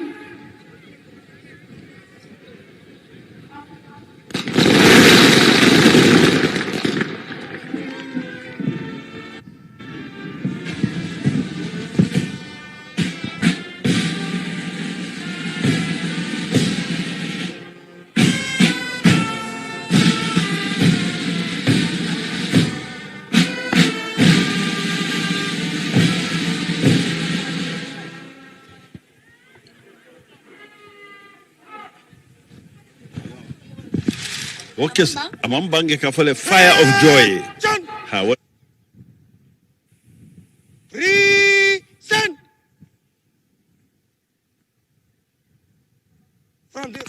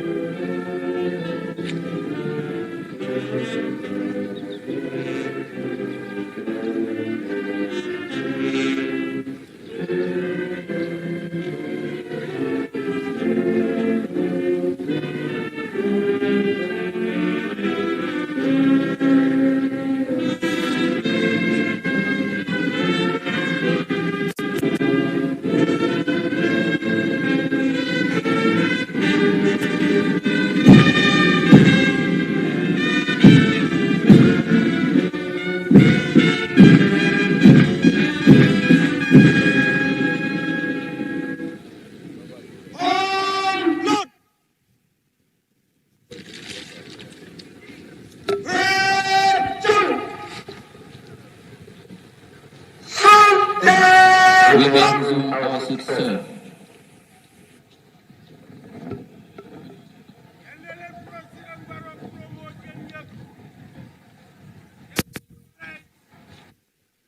Museo talati momanya su ko defee mbokk yi gis ngeen li soldaar yi ak na sax lu ma wax mooy takkadeer yëpp ndax soldaar yi police yi ak ñeneen service yi yëpp ñu ngi fa li ñu wanewaat ci taxawaay di bégal gan yi ak kilifa yu fa teew ak askan bi génn nañoo fekk ci bés bi. This is a very proud morning to be a Gambian. Gambian bu nekk foo mënta nekk rek booy xoolaane da nga am loo yëg da ngay am mbégte doon Gambian mu ñang gis naa sax ñu ngi koy binda ci comments yi di wish tamit ñëpp happy independence mu doon lu am solo bés bi bési réew mi la bés askan bi ñu tamit fàttali ko ñi nga xamante ne am nañ taxawaay ci réew mi gis ngeen kilifa yuñ toog ñu nekk ci government bi ak ñi nga xam ñu ngi ci opposition bi mooy kujje gi ñëpp ñu ngi fi fekkee bés bi mooy wane na rek la bés bi bési réew mi te tamit ñu fàttali ko ñi nga xamante ne kon ni mu ko waxee from the former presidents ak ñi jaaroon amoon taxawaay ci réew mi ku ne am na loo def ci réew mi donte ne mun nañoo jàpp ne waroon naa mun a wees wi waaye tamit foog ñu appreciate ay jéego am na from the first republic under the President Sir Dawda Kairaba Jawara, and of course the Second Republic under former President Yahya Jammeh. President Jammeh tamit ak ñim àndaloon am na lu ñu fi def ba président Barrow ñëw 2016 moom tamit depuis booba léegi am na lu ñu nekk di def donte ne comme ni ñoo waxee buñ sañoon réew mi nekk ci beneen level li fu mu nekk right now waaye dafay baax tamit ñu apprécier lu fi gars yi def foog tamit loolu tamit ñu bàyyi si xel. am na solo bu baax. loolu mënul ñàkk. waaw. foog rek am na waaw absolutely su ko defee gaa ñu wax ñu dellu ñu ñëwaat soog a continuer incha allah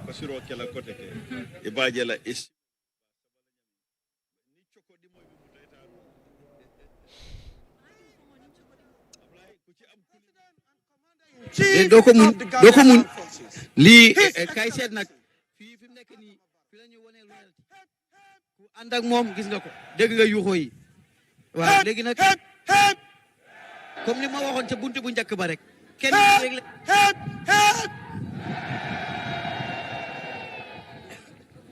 Fred, we replace headdress.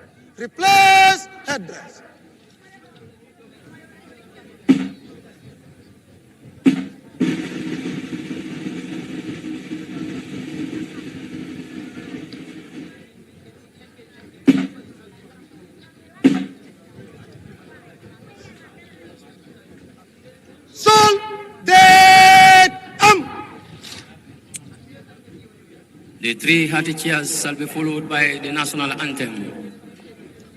Slow!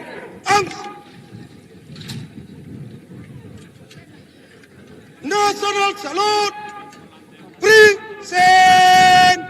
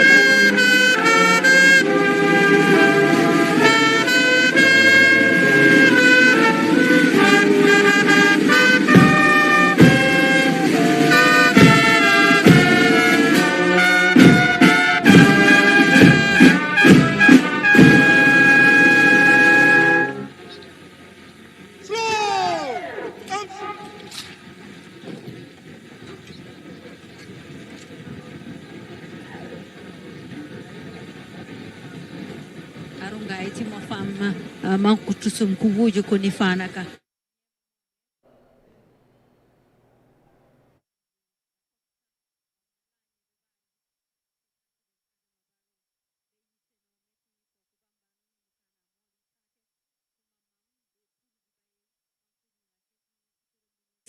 di ku police ku bail. su ko defee mbokk yi ba léegi gis ngeen luy xew foofu ci Makati Square ci Banjul soldaar yi ñëw nañ wane seen bopp wala takkadeer yi wane seen bopp ci njiitali soldaar yi su ko defee xam naa ñoom ñu ngi waaj a tàggatoo ak président bi laataa ñoo dem nag civilians yi ñëw xale school yi tamit wane seen anam boot gis nañ ni march past bi ñu delloo ak gis ngeen ne mu ngee dellu ñu waaj a ñoom ñëw nañ feddaliwaat seen taxawaay ci réew mi ak ci président bi moom mi nga xamante ne moom mooy di commander in chief of the Gambia Armed Forces mu nekk li am solo 61 years of nationhood as a country. It has been quite a very interesting journey. A lot of things. It has been an eventful one as well since 1965 to 2026. 3 presidents so far has led this country. And, of course, the first president, should I say, the first prime minister, then presidents, let's start Dr. Kairaba Jawara. Of course, Jammeh came, in 1994 through a coup d'etat, of course, and then eventually he was elected as a president in 1996, and from then he has been the president elected by Gambians until 2016, and then, another change happened, when President Barrow came through a coalition in 2016. That wasn't long ago, barely some 9 years ago. And since then, he has been the president of this country. And in this very important year, 2026, we are, of course, as you may know, gearing up for another president's election. But of course, we will talk about that more in our subsequent programs. But today is all about the independence. It's all about the country. And of course, there's a lot to talk about. How far have we come as a country? The development that has been registered under the different presidents, and of course the challenges that we continue to face or that we are confronted with as a country. But let's go back to Makati Square and watch the final pass of this very, joyous and memorable march past.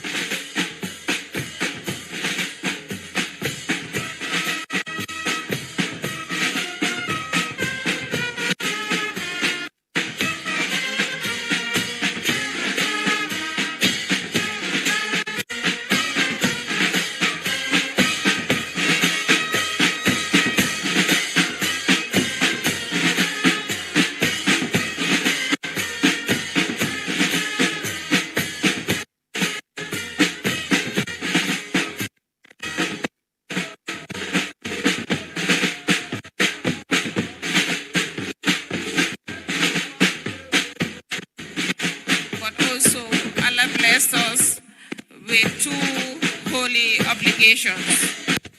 Fasting the month of Ramadan by the Muslims and Lent by the Christians, showing the uniqueness of our country, known for its peaceful coexistence, interfaith harmony, and in some cases related by blood.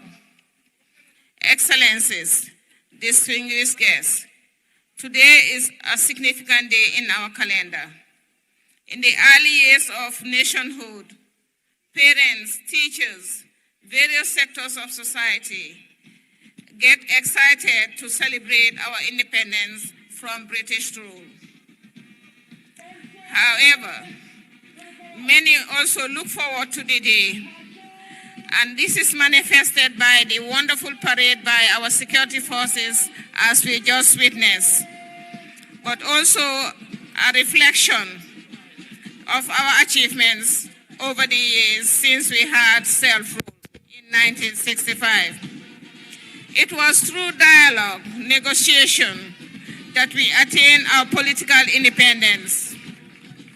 To strengthen the unity of purpose through dialogue, as we have also witnessed, we'll be having the march past by students as they do every year.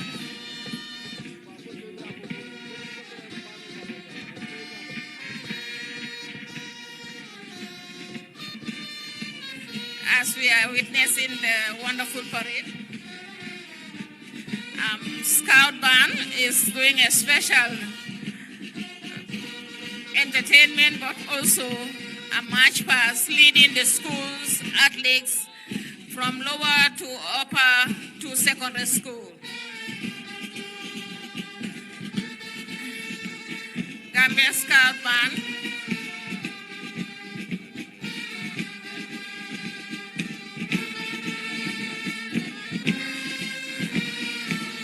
They are also followed by their Scout Masters, and the regional artists are also here representing the different regions, some with their trophies to celebrate their achievements from the different regions. It is always a joy for the young ones to be among those identified, to be ones marching past His Excellency the President of the Republic and dignitaries. And the athletes from the different regions are demonstrating that. Right now, they are passing by region, and I just saw Region 6 passing from the Upper River region. The Independence celebration this year has a significant prelude, which His Excellency President Adama Barrow since 2024 declared 16 February as a National Dialogue Day, when Gambians across all walks of life will come together to dialogue on a given theme to advance peace and development in our country. An initiative based on strengthening harmony among our Gambian citizens and to address our mutual concerns in governance and development. Today, 18th of February 2026, 21 schools have been identified to represent all the schools in the Gambia, from the lower basic to the upper basic and secondary schools. The secondary high schools are all present and represented here at the McCarthy Square. Very soon we will see them march past. The dignitaries, the students from both conventional Western and Islamic religious schools, the madrasas, are part of the 64th celebration. Banjul, as some of the historians would narrate, and the history students, existed before the colonialists came to the island. Upon arrival, it was named Batos. In 1973, 3 years after the Gambia gained a republican status, the city regained its original name, Banjul.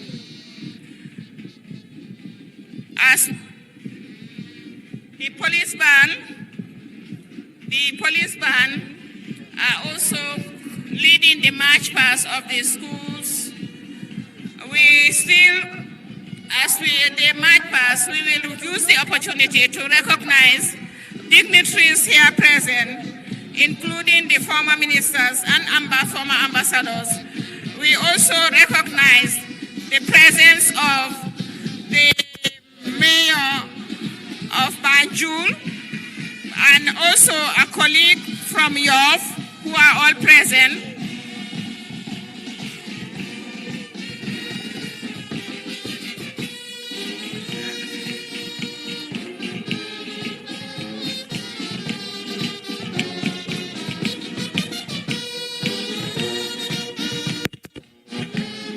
We have Mohammedan Lower Basic School. The schools are led by Mr. Musa Mendy, who is a doyen in the education sector, and Mr. Red. They are always there for the children.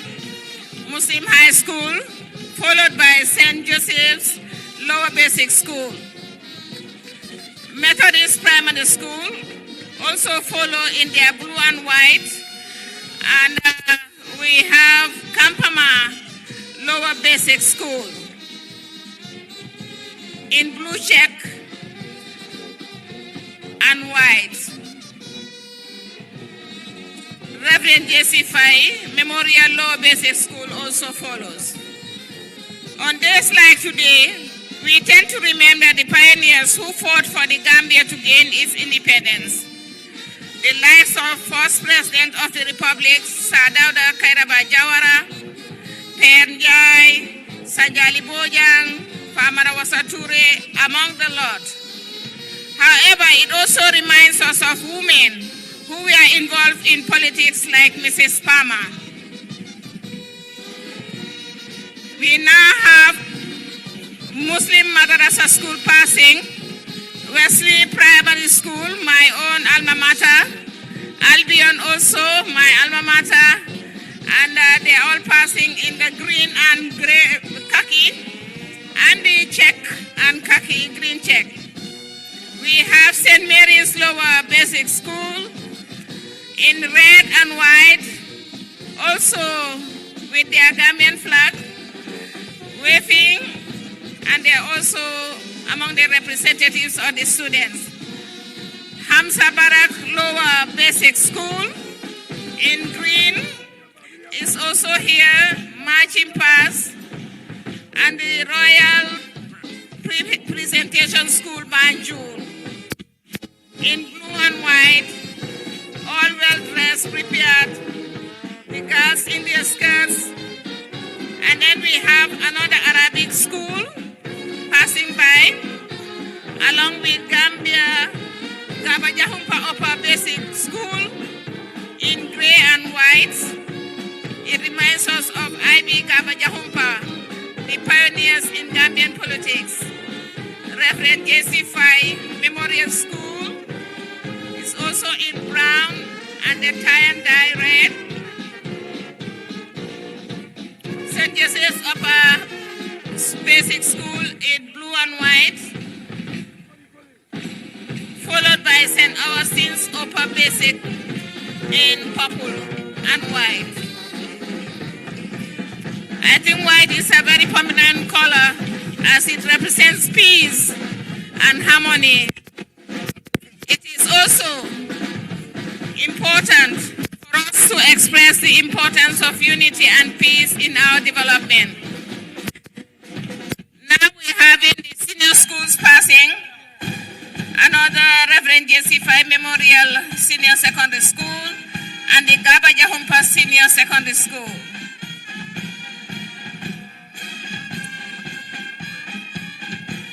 We have a lot of girls among them, those who are marching past, and Gambia Senior Secondary School.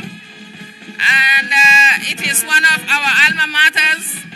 I'm sure I've seen some of the students from the school are giving them an applaud, and that is really welcome. And you have St. Augustine's Senior Secondary School. Oh, Mr. Kade is saying it's his alma mater. Okay, and thank you very much parents, teachers, guidance, and all those who made it possible for the students to come out here today and celebrate with us this memorable day. Ladies and gentlemen, when we talk about women in politics, we always think of women like Yahya Jammeh, the first Gambian woman who has been elected in office as a parliamentarian. As we are seeing a group of women also beautifully dressed, and they are also under the leadership of Maimuna Balde, marching to show solidarity. With the beautiful outfit, I think it is beautiful on this day, the sunny but also cool day. As I was trying to explain, women in politics, we remember Ajanyi Masata-Sane, may her soul rest in peace. She was among the dynamic women who led women and gave them the courage. However, we have in our midst also former Speaker of the National Assembly, and we are told that Madam Rena is around, along with the great women we have had also, among them the former Vice Presidents. We also have Honorable His Excellency Usainu Dabo, along with former Vice President Aja Fatmata Tambajang and Her Excellency Dr. Aissatou Touré. They are all among us celebrating this important day. As we prepare, we will remind ourselves that we are told that also former deputy speakers are around, and it seems that all dignitaries in the Gambia who have currently serving and who have served are here with us and recognize the importance of this day as our national day. The diplomats representing their countries, and we are told that also ministers from African countries are here at a meeting, and they give us the honor of being part of this celebration led by their host, Honorable Ibrahim Asila. The dynamism of our population and resource mobilization and management contributes to the transformation of the country is experiencing. Therefore, having the theme harnessing the human capital and infrastructure resources for an inclusive leap to the future is befitting. After 61 years, definitely we need dialogue to continue, but also it is demonstrating how far we have come. For all of us together, whether you are here present, watching from home, or listening to on any radio station, it is our responsibility to harness our human capital and infrastructure resources for the next generation. Excellencies, distinguished invitees, boys and girls, it is important for us to remind ourselves, especially the young ones, we should not take things for granted. The Gambia has come a long way. Few days ago, the former Minister of Works, at a dialogue, at the National Dialogue, shared with us historic facts where we are, where we were, and today where we are. He mentioned having one main street, Third Road, and today we are talking about over 800 kilometers of Third Road. We are talking about electricity all over the country. When some 61 years ago did not dream of seeing electricity in their homes, today we are enjoying it, and through the universal access to electricity, almost 90% of rural Gambia have access to electricity, which is worth celebrating. And as we mentioned, development is dynamic, is continuous, and we have to continue to work hard as a nation. As a people, we understand our diversity, but that should be a strength for us, but not to divide us. We may not belong to the same political parties, but we have a single purpose: to advance the Gambia in different ways. Wherever we are, wherever we find ourselves, we urge all of us to work together. That doesn't mean that we should be in the same political party or belief system. No, it means that we all belong to Gambia, and there is only one Gambia, and as Gambians, we love our country. Therefore, we continue to urge ourselves. That is why, since His Excellency declared 16th of February as a National Dialogue Day, we have taken it upon ourselves to ensure that we go by that. Every year, we come together, choose a theme that is of concern for the current reality, discuss it, share our views, and see how we urge government to continue to work on its development agenda, taking the considerations, the recommendations as part of their considerations for the development of this country.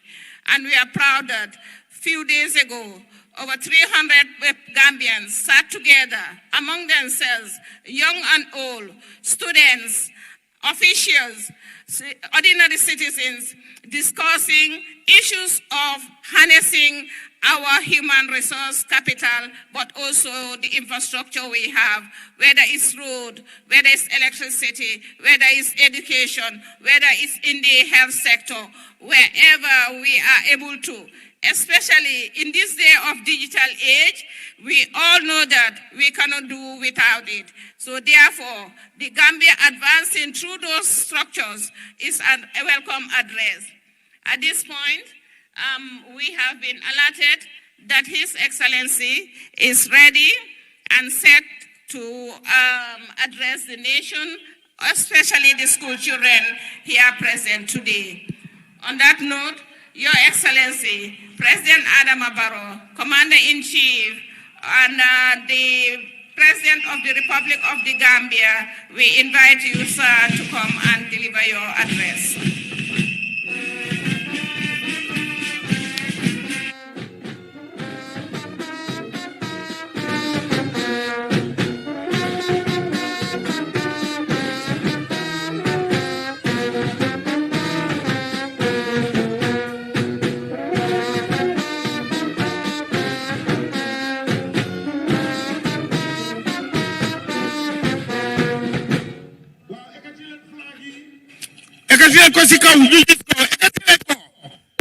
Thank you, Your Excellency.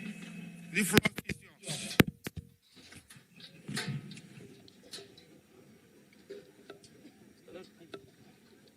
Your Excellencies, the First Lady Fatouba Barrow and Madam Sajom Balo Barrow, Your Excellency, the Vice President, former Vice Presidents present, my Lord Chief Justice, Honorable Deputy Speaker of the National Assembly,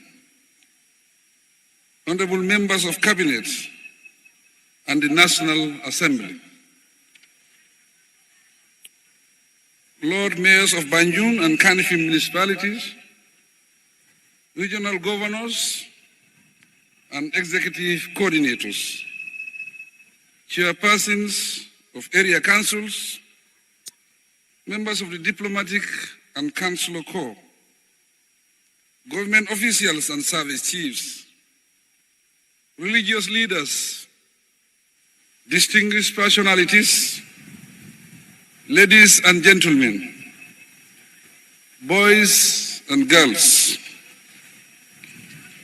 as we commemorate the 61st anniversary of our independence, we are marking much more than the passage of time. Rather, we are celebrating and reflecting deeply and proudly on what independence truly means in practice. Independence is not only a historical milestone, it is a living responsibility that demands vision, discipline, and collective effort from all of us. It embraces the capacity to chart our own development path, harness our own resources, and shape a future anchored in dignity, opportunity, and shared prosperity. This year's theme, harnessing the Gambia's human and infrastructural resources for an inclusive leap to prosperity, captures the very essence of our National Development Plan, IRUA. This plan translates political independence into economic transformation, social inclusion, and national self-belief.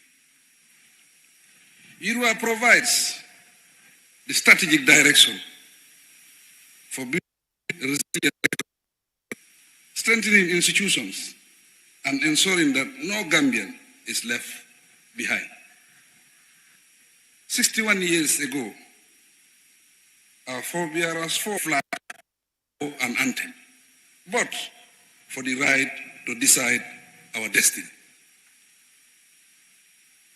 Their sacrifices laid the foundation for a sovereign Gambia, governed by the will of its people.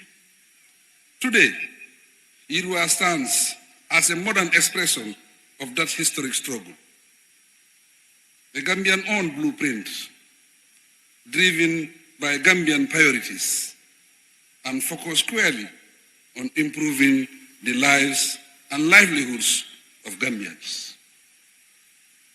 Fellow Gambians, in our early years of independence, the guiding philosophy of nation building was grounded in the belief in hard work, resilience, honesty, and collective responsibility. These values taught us to depend on our own strength, work together, and place national interests above individual gain. Today, as our nation matures and our development challenges become more complex, we need to progress through our National Development Plan, IRUA. IRUA, meaning development, implies transforming resilience into strategic planning, hard work into productivity, and collective efforts into inclusive growth. Independence is hollow if it does not deliver results. Under the IRUA framework, we have deliberately focused on the foundations of sovereignty, health, energy, infrastructure, education, food security, and democratic governance, because a nation that cannot power its homes, feed its people, educate its youth, or protect rights cannot fully claim its freedom.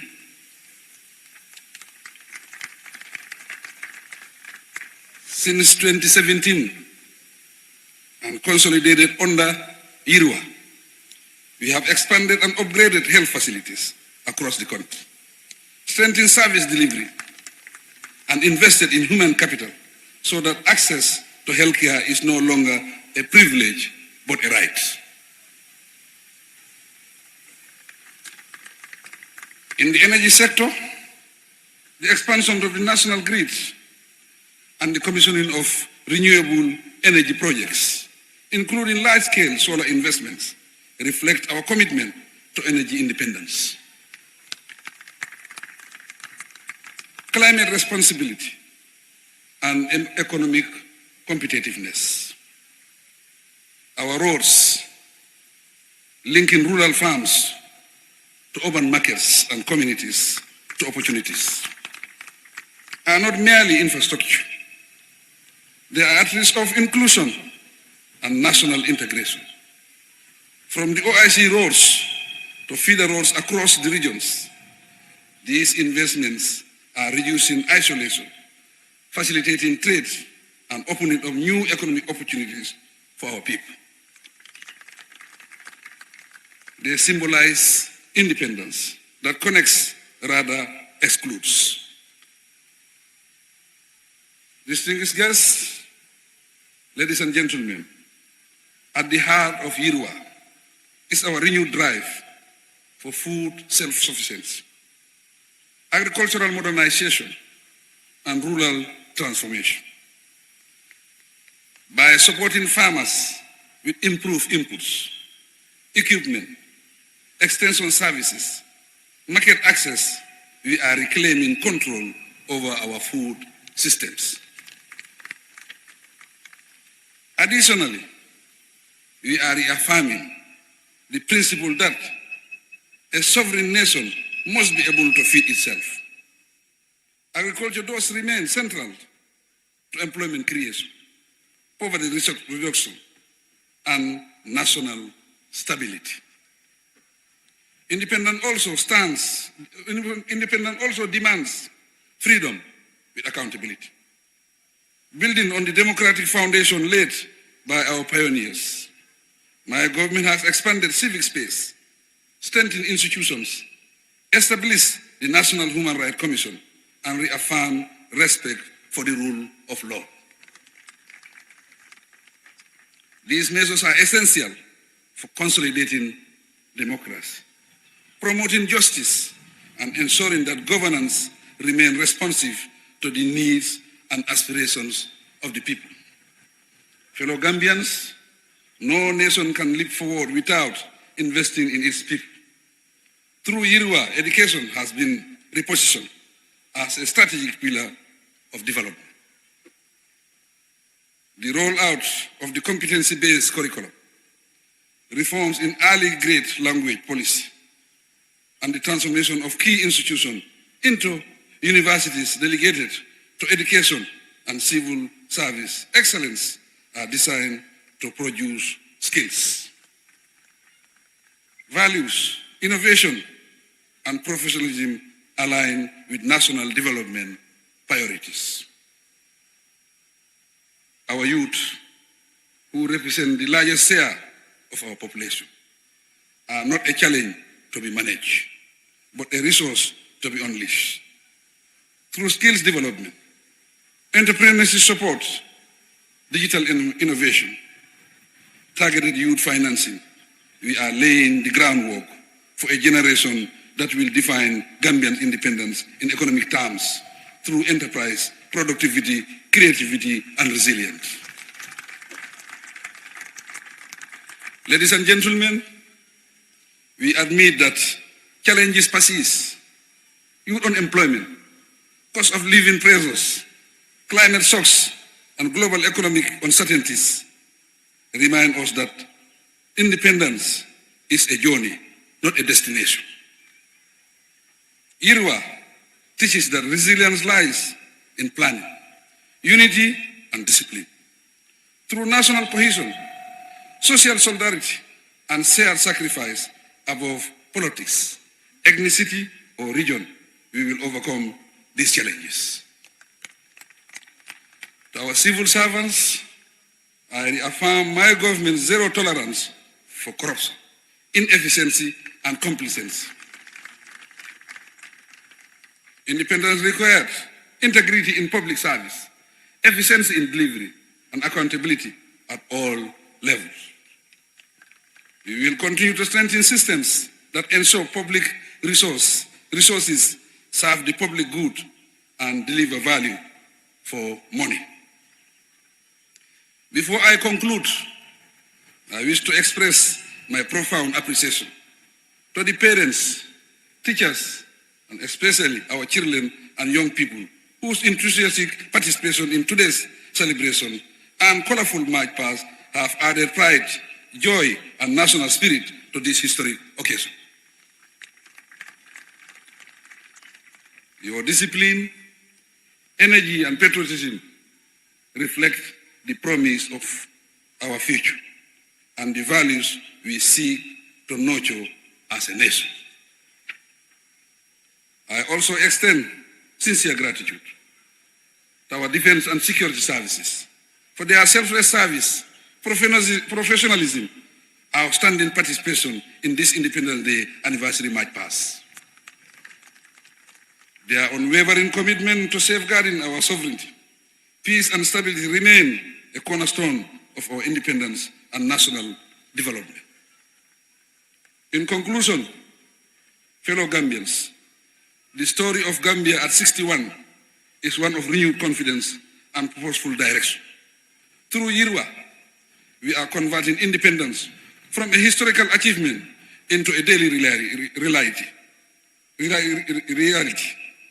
measured in better schools, stronger institutions, reliable energy, productive farms, empowered youth, and inclusive growth that touches every community. On behalf of the government and the people of the Gambia, I extend sincere appreciation to our development partners for walking this journey with us, respecting our ownership, aligning with our priorities, and supporting our national vision. As we celebrate today, let us recommit ourselves to the ideals that brought us here: unity, hard work, self-belief, discipline, and love for country. Together, let us continue building a peaceful, prosperous, and resilient Gambia for present and future generations. Happy 64th anniversary. Long live the Gambia. God bless the Gambia. I thank you.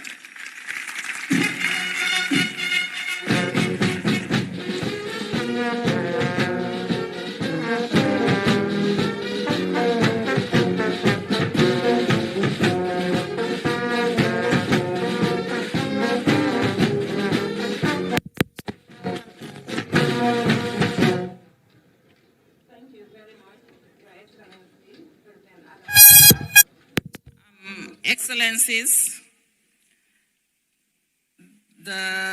His Lordship, the Chief Justice and team, honorable members of the Diplomatic Corps, Mayor of Banjul, and governors and executive coordinators, chairpersons of councils, our diplomatic corps. All right, there you go. And of course, like I said, we bring in you live coverage of this Gambia's at 61st independence anniversary.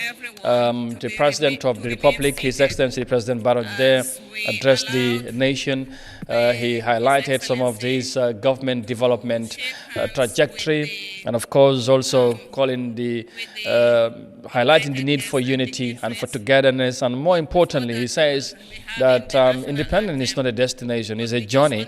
And I think he will also reiterated his government's readiness to fight corruption. I'm talking about the civil service. He said there is zero tolerance in corruption, and I believe that will be one of the takeaways from many of the people or attendees of this very important occasion, Munyang.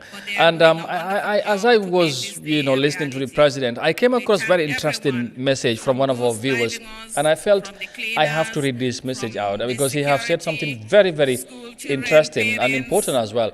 And like many of you have been also sharing your comments, and of course we will always appreciate to hear from you. And this guy, it's not a very familiar name to in a Gambian context, but you cannot tell. Munna neka Gambian, munna ne anybody. But what he says is very important. Is Amin Vosika Brown. Not a sounds. The name doesn't sound Gambian though, because Nura would come. But whatever it is, what he says is important. Now here is the message. He says, true independence is not measured by sovereignty declared or celebrations held. All right, but by the freedom, dignity, and opportunity experienced in the daily lives of the people. All right, a nation becomes truly independent when its citizens can stand, walk, and dream without dependence, fear, or limitation. Check the last donation, grant, loan, and critical national infrastructure contract, awards, and dates. So this is the message. Precise but very powerful message, I believe. I think this entails a lot. I don't know why it indicates he just a message he shared on Facebook on our page, and I felt I'm not solo. I have to read this out, and I think he has said it basically, independence doing nata. So okay, ñu dellu Makati Square and for the national And anthem. last.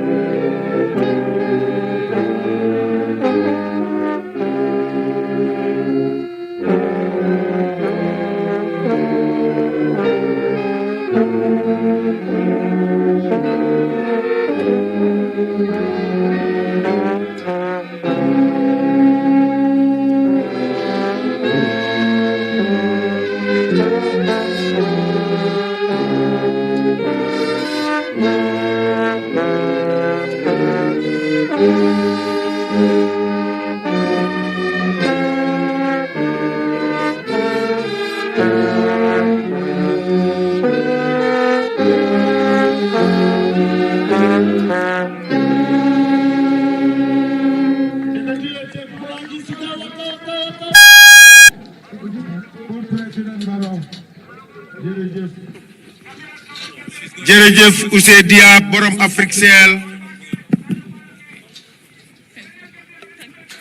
Thank you. Kabake Isa Jallo Abdoulaye Cham badi ngol independent juralo Makati Square. Jàngat kaddu président Barrow ci li mu wax ak ki nga xamante ne wax naa léegi moon ñang ci lim fi binda ci nasaraan message bi gàtt na lool waaye message bu am solo la ay message mu ngi ci biiram parce que dafa jàpp ne moom Amin Vosika Brown def na independence kenn du ko nat ci li nga xamante ne moom mooy ci ay celebration yi ñoo def comme tey jàpp ne wala déclaration yi ñoo def li président bi wax léegi ak yeneen kàddu duñ ko natt ci loolu kese waaye danañ ko natt ci freedom ak dignity mooy moom sa bopp ak xëy na dignity xaw ma naka laa ko mën a faram-fàccee ci olof daal mooy ngor dafa mel ni nit daal sa dignity nga am waaw exactly yeah ak waaw waaw xam li ma doon exactly waaw exactly mooy jom ak yu mel noonu mooy tamit mooy opportunities yi nga xam ne dañ ko create ci bés bu ne luñ mun a créatal doomi réew mi ba ñoom ñu mun a gis seen bopp wala ci nu ñoo dundee bés bu nekk ñu mun cee gis seen bopp mu dem mu waxaat ne réew balaa moom boppam mooy foog doomi réew bu nekk mun a taxawal boppam mun a am liggéey mun a am yaakaar fekk doo sukkandiku ci kenn waaye tamit doo ragal waaye tamit doo am ay gàllankoor yi nga xamante ñoom ñoo lay tere def li nga bugga moom jàpp ne bu lii amul daanaka moom sa bopp amul independence bu ñëw wax gisul ko soo mu ne pour mu wane ne li tax mu wax loolu mu ne nañ seet rek kañ la ñu mujjee may mooy bu ñu xoolee kañ lañ ñu mujjee may ci biti mooy ay donation yu ñoo am waaye tamit kañ lañ mujjee dem di ñu leb wala di leb ak ay grants yu mel noonu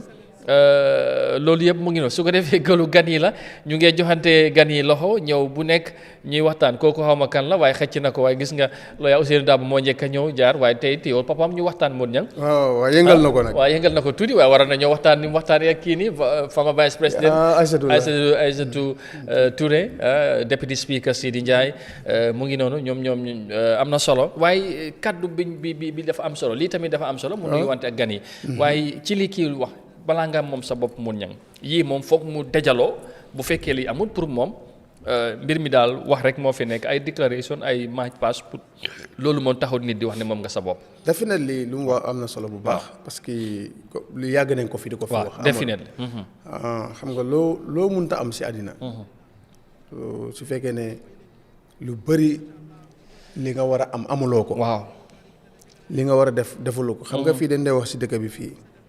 ne gisuñ benn plan bu mun a xam nga nag soo waxee ñu ne weer addina bi neexut. ñu bari dañ ko dee wax foo dem nangam. jafe-jafe yi. bu waaye ku nekk yow salale sa matilal nga xam. ku nekk li sa baax si réew. lu baax si sa réew loolu ngay def waaye comme soo sukkandikoo si kii lu mu wax soo indépendant si réew mu nga xam ne nii. xale yi ñu ngi génne réew mi di dem dafa xew. waaye ñun suñ bës la ñoo wax. waaw bu ko tey soo ko segee dama bëgg a tekki. teral suma waajur mun nga koo am fii. bot si naka nga koo amee. ndax nguur teg na facilités yi nga xam ne wala teg na programme yi nga xam ne ndaw li bëgg a dugg si géej bi. dem fu nga xam ne nii.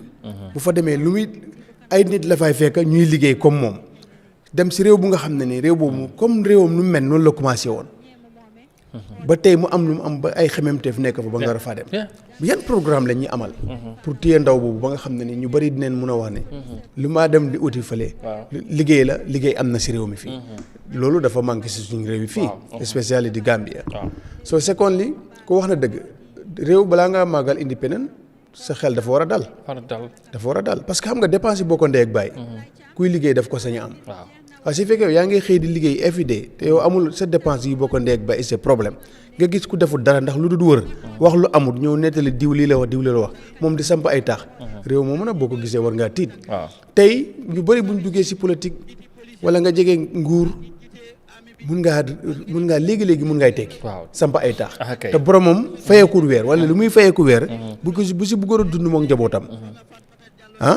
lu ko desal si weer weccet lay doon soo kooku bu sampee taax so there is something te deful business deful dara loolu ku ne xam na lu muy dew soo réew mu mel noonu tam dina doy waar trop pour am ndaw yi ñi mun a am seen xëy ba mun a tekki foofu noonu teral seen waajur yi gisin yu mel nii tey mun ngaa jàpp ne ñuy ànd ak président Barrow ay borom xam-xam ay technocrates ni ñu koy waxee gisin yu mel nii li tax mu jafe ñoom ñu koy gisee ba ñuy mun a maybe tegtal président bi wala di ko advice muy doxalee comme nii wala di ko xalaatee di ko doxee dafa mel ni seen gisin dafay waroo ak ñu mel ni ñoo gisee ci doxalin ba tax na result yi ñoo xaar duñ ko dee gis kon dana waree ba sax ñoom tey suñ la déggee sax yow ngay wax yow mu ne laa koolee sax opposition wala kuy ñaan te demeewul noonu dekkal la foo dekkul sax te demeewul noonu demeewul noonu parce que nag privilège bi réew mi li fi ne du ñu ñëpp ko moom waaye am na ñuñ fal tey privilège yu ñu joxuñ la ko rek pour yow place bi moo tax waaye pour nga am pour nga mën a liggéey parce que tey su fekkee dañ ne ministre bi ñu jox ko oto bu jabaram di demee marché bu yóbbu xaleem xam nga moom bu nekkee si school bi oto bu moo demee liggéey war a dem drop xaleem school bi xam nga mun naa tardé fekk am na file bu nekk si office bu important réew mi mun na koo tardeel loolu moo tax ñu jox la privilège yi it's not da nga fi gën oo da nga fi gën waajur non waaye dañ la ko bugg a jox pour nga free pour mun a liggéey réew mi li ñu la sant ba dañ jaawale ñun dañ ko jaawale nag pucc ko ñun dañ fon ne loolu moom ndey bu liggéey la or something like that waaye léegi-léegi boo leen dégloo ñuy wax dangay foog ne xam nañ loolu waaye ci doxalin mi du si dee xam nañ ko soo loolu parce que barki Dembo Ndiaye dégg naa président Barrow bu moo dal ay nit ci state muy wax di dem ba wax ne moom xam na ne ëppul fi xam-xam génnul fii waaye dafa mel ni yaakaar rek la Gambien si am ci moom moo tax ñu dénk ko muy doxal te yaakaar boobu moom li mu ci géej mooy fexe sàmm coloré googu waaye ci doxalin. non loolu mun nañ koy wax mun nañ koo wax waaye tey. waaw ci doxalin. tey si fekkoon ne. intérêt si Gambien si rek moo tax. ci maanaam xam nga yow par exemple moo ñëw 3 years la waxoon. waaw so 3 years ñu dem 5 years. 5 years mu ñëwaat tey mu ngi bëgg a ñetta. léegi nag loolu ndax da ngay foog ne loolu intérêt si Gambien li ci la wala intérêt si ñu mu àndat wala intérêt sa moom. waaw ci lim ñu wax li tax. tey soo ko doon cek te soo ko doon cek tey waaw soo ko doon cek. mun nga xam ne 75 ou 85%. waaw bu ko sa intérêt si ñu mu àndal ñoo koy bàgg parce que bëgguñ li ñu amee mu rëcc leen soo loolu moo tax nag pour nga mun nga naxaree gis. comme lu mu santaane ñu bëgg si réew mi. ñu santaane loolu. dafa naxaree gis parce que dañoo ñëw langaamu. nga daar la si nguur na duñ ko bàyyi. àggale liggéey bu ñu tàmbali fii kenn du fi yëggale liggéey kenn du fi pare. addina bi fii. bés bu nekk da nga am ambition. te booy dem di nga fi bàyyi lu parewut. waaw di nga tàmbali loo dina am loo tàmbaliwut. am yéene boo mot. am yéene boo motaliwut. am loo tàmbali lu yeggut. am loo du tàmbali. waaw keneen war a ñëw motali. absolument loolu am na solo. waaye nag soo ne damaa nga daarul rek pour ñëw motali. yaa ngi jum teg si nag nga ne sax. moom rek moo mun lii loolu soo ko defee du Gambien si nga xew waaye daanaka sax yàlla si boppam mu nga xam ne moo sàkk nit ñi moom nga xew parce que nag 2015 wala dañoo toog kan moo fi war a uti Yahya Jammeh fekk yàlla moom mu ngi denc président Barrow parce que dañ gaa ñi nag garab bu nar a nekk penc law bi di ko gis bay ko gor Jammeh problème am yëpp xamu doon mu ngi doon romb garab bi waaye daf laa óor na si xamoon garab bi konoon tey korom gor na ko waaye ñi mu yaakaaroon yëpp ñi mu yaakaaroon fekk du foofu am na fu mu jaar ak ñoom ndeke yàlla mu ngi ko woon ne yow kuy ñëw doo ko xam ba bis bu mu lay daan te daanaka bis boo loolu doo xam président comme yenente Moussa ak kii Firawna waaw yar ko mu ñëw daan ko fi nga nekkoon yow fi nga nangam jàngale bi rek foofu moom doy na misaal kon loolu yëpp dafa war a doy nit ki ba bu ñëwee mu sàmm ngorom sàmm digganteem ak nit ñi te bu mu gis ne du dafa gën moo tax ñi dénk ko du def fi ëpp xam-xam moo tax ñi dénk ko xam nga wax na ko waaye itam nag ñi lay gën a sonal ñii gën a sonal lii de si lay gomloo ne yaa mooy ñoom yow yaay waaja yow rek yaa mun a def lii li mu fi def kenn defu ko fi xam nga léegi suñoo natt da nga wax ne li mu fi def ñaari nguur yi yëpp kenn defu waaw daf koy wax that's the maison lu mu fi def ñaari nguur yu fi am kenn defagu fa ñii mosuñoo am li nit ñi na ñun ba nguur amee ba léegi mosuñoo am tali ba nguur amee ba léegi mosuñoo am président Barrow dina fi nekk ba jógee fi keneen kuy ñëw dana am ñun defara ñu ne la ba nguur amee ba léegi mosuñoo am nangam loolu mënul ñàkk si réew pour déggal loolu parce que ñun si réew mi demaguñ pour déggal loolu li nga wax ni ak lu munta xew ak loo munta am yéene ak loo munta am bugga ci réew mi dina am loo da ngay dem te am loo tàmbali ba fi am loo bëggoon a tàmbali pour déggal loolu nag président Jawara or na ma ne bu mu doon dem am na yéene bu mu amoon ci réew jamono bu pour mu compliqué yàlla mu ne ko 1994 président Jammeh ñëw di same thing lu mu doon wax ak yéene bu mu amoon vision 2016 ba OIC summit bi mu demoon ba lobby ko yàlla mu ne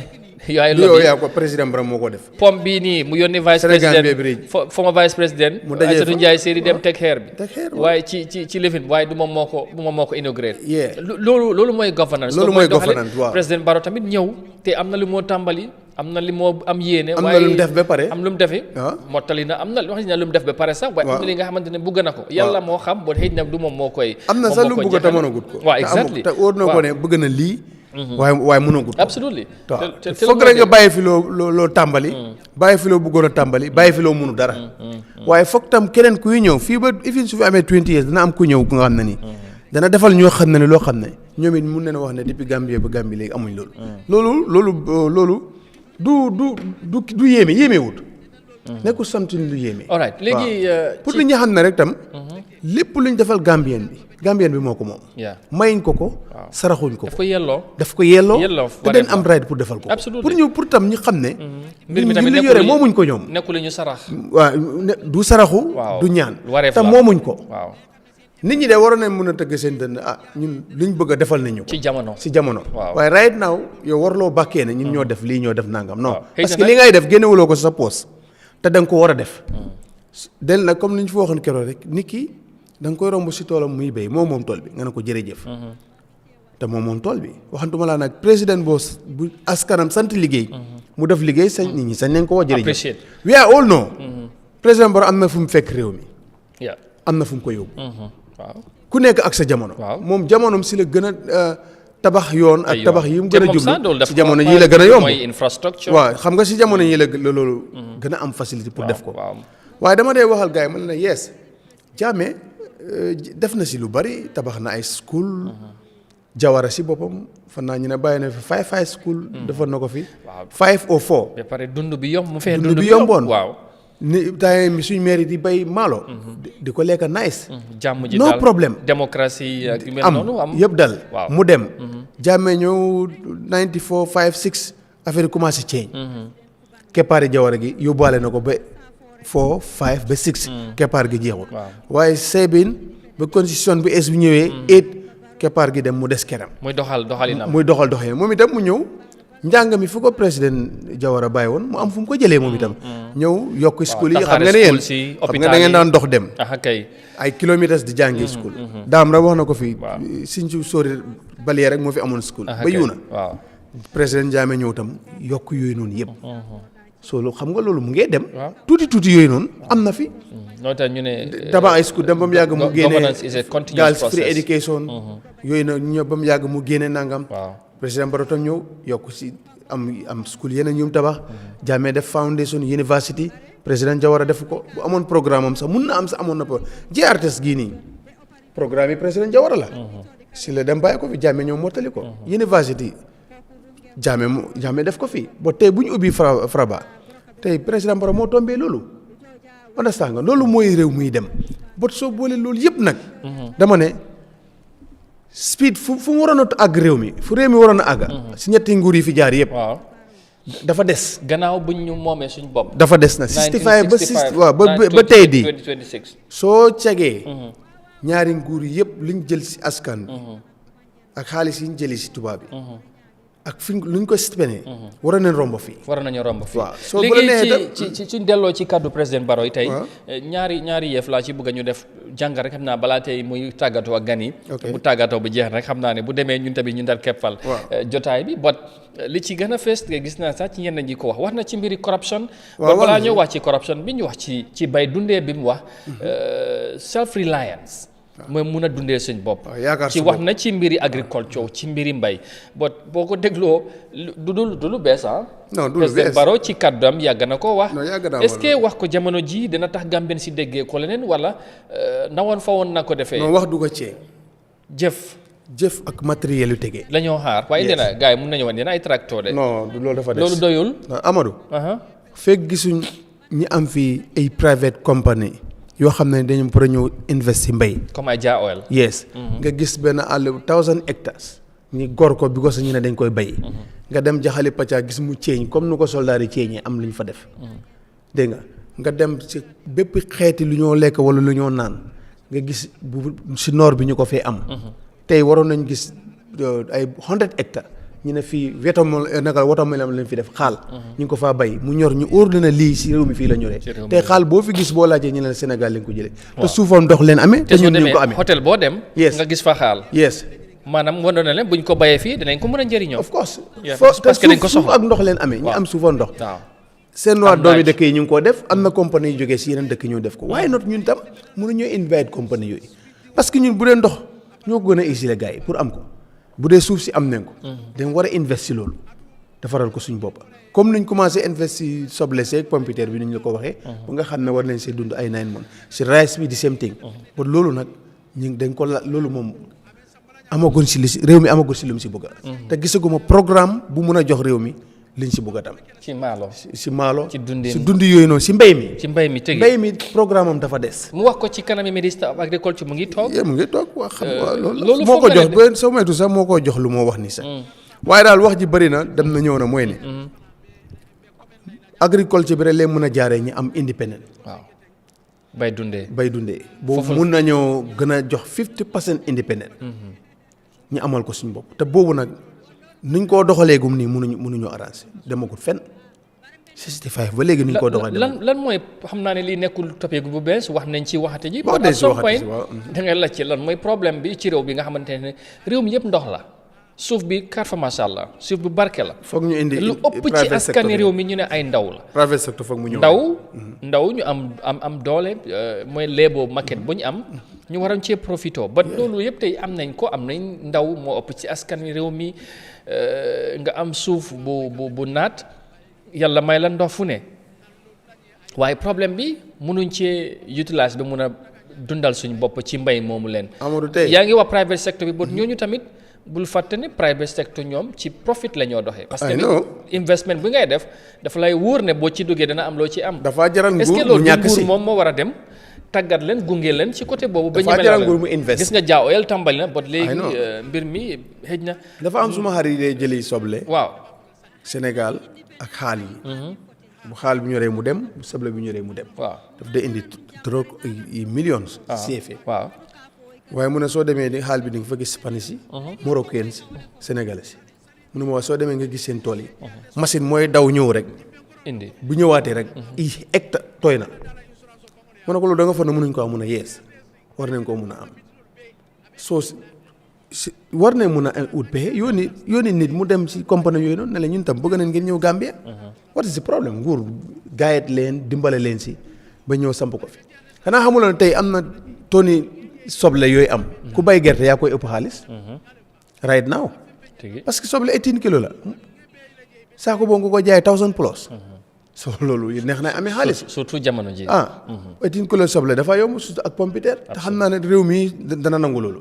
because ñu ko fi bay gis nañ ko right now gis nañ mu ngee dem Amadou yooyu si leen war a jublu réew mi daal ku ko bëgg a développe mu gën a gaaw nit ñi moom seen boppa investir si agriculture bi rek fexeel ba nit ñi ñëw ñi gis fu nekkoon àll mu nekk ay tool léegi ñi gis ba ñu ne sàppo fii nii sax dafa xat mu doyetuñu exemple rek soldat yi joxe nañ ko fi Amadou seen maalo bi soo ko gisee dafa weex tar rafet ba bëgg a dee bàcci neen ko jël ba sol ko si saako jeex na takk jeex na mutu sax 2 months pour mu mun a dundal dëkk bi te fan naa it was 40 hectares seetal loolu waaye kooku bu demoon ba am juróomi téeméeri hectares 1000 hectares loo foog so lan moo tax mënuñoo am loolu what is the problem waaye indi 50 tractor nga foog ne yow defar nga mbay bi doxut 50 tractor ki nga ko war a jox ordinary baykat bi nga ko war a jox amul njëgam waaw loolu moo amul njëgam because 25% bu ñu wax loolu about 500,000 foofu la ci baykat mun ngaa dem si benn région yëpp nga dajale seen baykat yi mu jeex duñ mun a am njëgi tractor bi because 1 point something xam nga ñaata baykat ngaa dajale ñu am xaalis boobu noonu daanaka mun ngaa dajale 3 or 4 district duñ ko am wala 2 district 3 district seen baykat yi buñ jaayee duñ am 1 million something am nga yaakaar soo nga bëgg a ñëw développé kooku jox ko loolu mënul seeg du sotti loolu compagnie nga koo jox muy employé nit ñi amul am na ñu nga boo leen fi joxoon xëy ñi gor xàll bu yaatu bay fa xaal bay fa pompiteer bay fa soble ñu dem fële fu ñu war a bay maalo ñooy nekkee fa yoo xam nga ñaata thousand of youths leen mën a employé fay leen good price nga gunge compagnie boobu ñu def ko ay yoon rek fekk yow yaa ngay jàng nag ko bu yàggee compagnie bi dafaa dem doomi réew mi ñëw jël ko waaye yow réew mu nga xam ne ni benn doo dee gis ko jaay ko businessman rek fay ñëw soo demee jim peg si gii nga dem si yoon yi SPA parts yeeg yëpp tey soo ko doon cag buy téeméer 97 bi yëpp di not Gambia te millions soo demee seen bitig ñoo fa nekk te seen xaalis bi war na mën a yóbbuñ ko central bank wala dafaa def fiw romba so loolu baaxul si dëkk te soo fa demee right now very rare pour nga fi fekk ko Gambien war na leen a condition Gambien nekk fa by force ba pare duñ ko jaamuloo duñ ko def lu leen te waaye soo fa demee ñooy enu lu diis yi ñooy mujj si bool bi ñooy raxas bool yi ñooy nangam non loolu affaire la baaxut my friend léegi président Barrow li mu wax nii jàpp nga ne daal mbir mi balaa ñoo comme ñu bari niñ ko waxee independent dëgg-dëgg balaa ñu ko doon mën a def am ci fierté lool moo ñu mënoon dund suñ bopp. waaye kon loolu amagul. président Barrow fii comme ni nga demee jënd jaaraayis fii. waaw ñu mun ci jaaraayis bi fii la basa la jógee. waaw Gambia rice nga dem nga gis different kind. absolutely comme ni ñoo def American rice bu Saalum bi laa bëgg wala bu ñaani bi. wala bu badibu bi. waaw wala bu balangaar bi. konoon leneen la doon wala bu fuladu. waaw bu fuladu bi nee na yooyu lañ doon bàkkoo. léegi sa time boobu dina doon bàkk. waaye léegi dama bëgg a ñëw ak yow ci defet bi. ci loolu président Barrow waxati na. ci côté boobu. ci lan nga jàpp pour ñu jeexal point bi balaa ñoo dem ci mbiri corruption bi. naka la Gambien si war a déggee président Barrow message bi gëm nga ne message yaakaar bu indi yaakaar la wala message bi mën nañ koo gis ne président Barrow waxati na rek. ndax yàgg naa wax wala independence bi moo xew wax a jot wax na foofu la yem waaye mun nañoo jàpp ne comme ni ñu waxee ne moment of reflection la muy ñu fàttale ko taxaw seetlu ne Gambien si war nañ ci mën a am beneen gisin wala beneen déggin ci kàddu ni mu waxee ne foog ñu fexe ñoo def ñu bay mun a dundee lu ñoo bay. xam naa li ëpp si Gambien si waxati na lañ koy déggee. parce que lu mu wax. waaw wax rek du tax nga am ko dafa ànd ak jëf ak action yi. ak measures yu strong. yu wóor mooy tax nga mun ko am. ba soo ko bàyyi xel daanaka every independent every new year. every bi ñu demee si National Assembly bi. State of the Nation address. daanaka there is no changes. because yooyu seen liñ def. lañ fa dee gën a wax sax. boole plus di ko bàkkoo. léegi nag seen wax yi sax. utee ak lool ak réalité bu nekk si. ground absolutely yes. parce que mun ngaa di defal 100. yow 50 bi sax amagul nga ne defal nga 90 bi. te fekk Gambien si gisuñ loolu. te fekk loolu dafa des loolu nekku fa. bu ko xam nga ñu nekk na ñoo de bind du ko yóbbu waaye fii soo ne tey Gambien si 85 maanaam baykat yi sax nga ne baykat yi rek. 85% bi. waaw wala 90% bi. waaw ku si nekk bay nga lu la mun a dundalee ren ba déwén. yow da ngaa taxawal nga da ngay taxaw seetlu. even bu fekkee ne ministre of agriculture moo la jox report bi nga ne ko su fekkee loolu la wax nga ne ko demal nga séddaat. est-ce que réew mi parce que am na ñu nga xam ne ni pare nañ si luñ bayoon. waaye est-ce que réew nañ ko balaa moo ñor. est-ce que réew mi am na li tax mu war a mun a bayal bay li koy dundeel moom ñaar li koy dundaal maanaam mooy am nañ resources bi tey ok am nañ li nga xamante ne mooy géej gi. ñu ne loolu c'est a natural resource fa di réew mi. waaye ni ñu koy jëfoo est-ce que tax na Gambia ngi si gis seen bopp am nañ suuf. loolu war nañ cee mën a bay ba loolu yëpp am na ba léegi mënuñoo bay lu ñoo dundee mën ngaa laaj ci est-ce que am nañ di needed resources mooy wàllu maanaam wàllu koppar gi bi doy bi war a tax ñu mun a bay di dundee est-ce que loolu tamit nekkul benn ci gàllankoor yi. foofu non xam nga lu tax ko doon xoolee. bay di dundee. doo ko def si benn bay tamit dafa seer. waaye bay di dundee xam nga lu tari mu toogum réew mi. waaw du benn sisin nga koy def parce que tey maalo bi mun nga koo bay bi tawut nawet. waaw luy tegee si kaw maalo bi yëpp bëggul sax nga bay ko nawet noor la gën a bëgg. mooy ay pompiteer soble supame yooyu noonu yëpp kànja yii nii yëpp. waaye loolu dafa am lu koy gunge tey loolu mun nga ko bay si noor bi loolu si nekkoon na tey ñu ngi dimbale nit ñi te am na ku jeexal toolam nga def ay si région bu nekk nga def ay projet gasal leen ñu am bool te am na ñu nga xam ne tey Modou Kaysi si mu ngi am lu yaatu. sabax sànjaal sabax si boppam. waaw léegi si boom bu amoon bool tey bu mu ko commencé mébét bi bu mu commencé ba léegi. tey mun naa jaay salade farafeñe am si ay xaalis bu dul jeex mun naa jaay salade kakumba. dégg nga am si xaalis bu dul jeex. mun naa jaay supame mun naa jaay everything boo réew war a ñoo jël na rek si nawet lu ñoo bay nawet la ñoo dundee mënul nekk. te li gën a neex si lekk yi noor nga ko mën a bay sa am ko. muy xaal ak yeneen ak yeneen. so lu tax mënuñ see invest. dañ si war a invest. ba pare uti compagnie bu leen si gunge.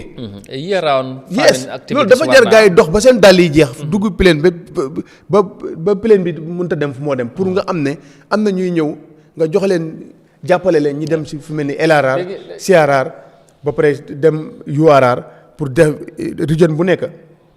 nga fexe compagnie bi invest fa ñii di bay soble ñii di bay nangam ñii di bay xaal. waaye loolu ñaata million nga si mun a am right na. absolument bari na lool. xam nga man bëgg nga em rek si tool yi ñu maam bayaloon. képp amul kenn ku mun a bay tool yi ñu maam bayaloon mu ñëw dina tracteur yi fi ñëw. munul nekk gor yi ñu maam bayaloon. kanaa loolu bu taxawoon na ñu bàyyi Saloum ñëw wala ñu bàyyi seen kër yi ñëw. konoon tool yi sax du mut. te léegi nit ñaa ngay delluwaat di jël tool yi sax. absolument ñu bari ñu toxoon ñu ngay delluwaat di jël seen tool yi. am na solo kon war na leen seetaat. naka la ñoo indee US soppali ko ba bu waaji bu ñejee sunaan si ba góob ko fexe génnee loolu am lu mu fa def waaye loolu ndox lay àndat dañ koy programme du nekk wax yi neen rek am na solo waaw loolu xam naa dinañ ci ñëwaat incha allah ci yeneen waxtaan ñu gënañ ci gën a xuus bu baax ci kaddu président yi ci wàllu mbay mi naka lañ ci war a mën a taxawee ndax wax na kese foofu la war a yem jawriñ buñ dénk wàllu mbay mi ci réew mi taxawaayam ñu bari jàpp ne xal naa des ci côté boobu war na cee gën a farlu bu baax a baax am ci beneen taxawaay ak yeneen innovation ci war a am ci wàllu mbay ba tey Gambia less than 3 million people am nañu gëm ne loolu warutoon jafe pour ñu mun a dundal suñu bopp but lan mooy problème bi mun ngaa interroger sa bopp nag ci yu bëri lan mooy problème bi ñun xam nañ problème bi lan la président bi wax na ko ay jëwriñ boo waxee ak ñoom ñu wax la ne seeraay sax dund bi li ko waral mooy foog ñu bay lu ñoo dundee waaye lan moo tax ñun mënuñ cee focus def loolu mu am as a country loolu beneen mbir la ba dinañ ci ñëwaat beneen bi président bi wax ma jàpp ne dafay baax ña ñu wax ci tuuti balaa ñoo dem mooy mbiri corruption ay njuuj njaaj yu am ci doxalin bi te dafa wax ak civil servants si mooy ñuy liggéeykat ci nguur dafa leen tudd nee na nag nguuram bi zéro tolérance la am ci mbiri corruption est-ce que loolu dina kañ la ko commencé si on the 18 février bi la wala. gis naa ko bind mu ne leen xanaa dafa am lu soppeeku ndax. 2026 wala 18 février bi lay commencé 2026. you know am na ku ko bind sax mu ne zero tolerance to corruption. What changes is it that in 2026 there is no more all as mankind. you know moom mu yokk ci na Barrow is a joke moom gomu ne président Barrow serious though. mun na am sax li am daf ko ne bu luy am xam na si dara waaye mu def parce que nag gis nga ñi la dee suur raawoon they can do any sëlmal bu ñu la mën a def ba doo xam ne yow.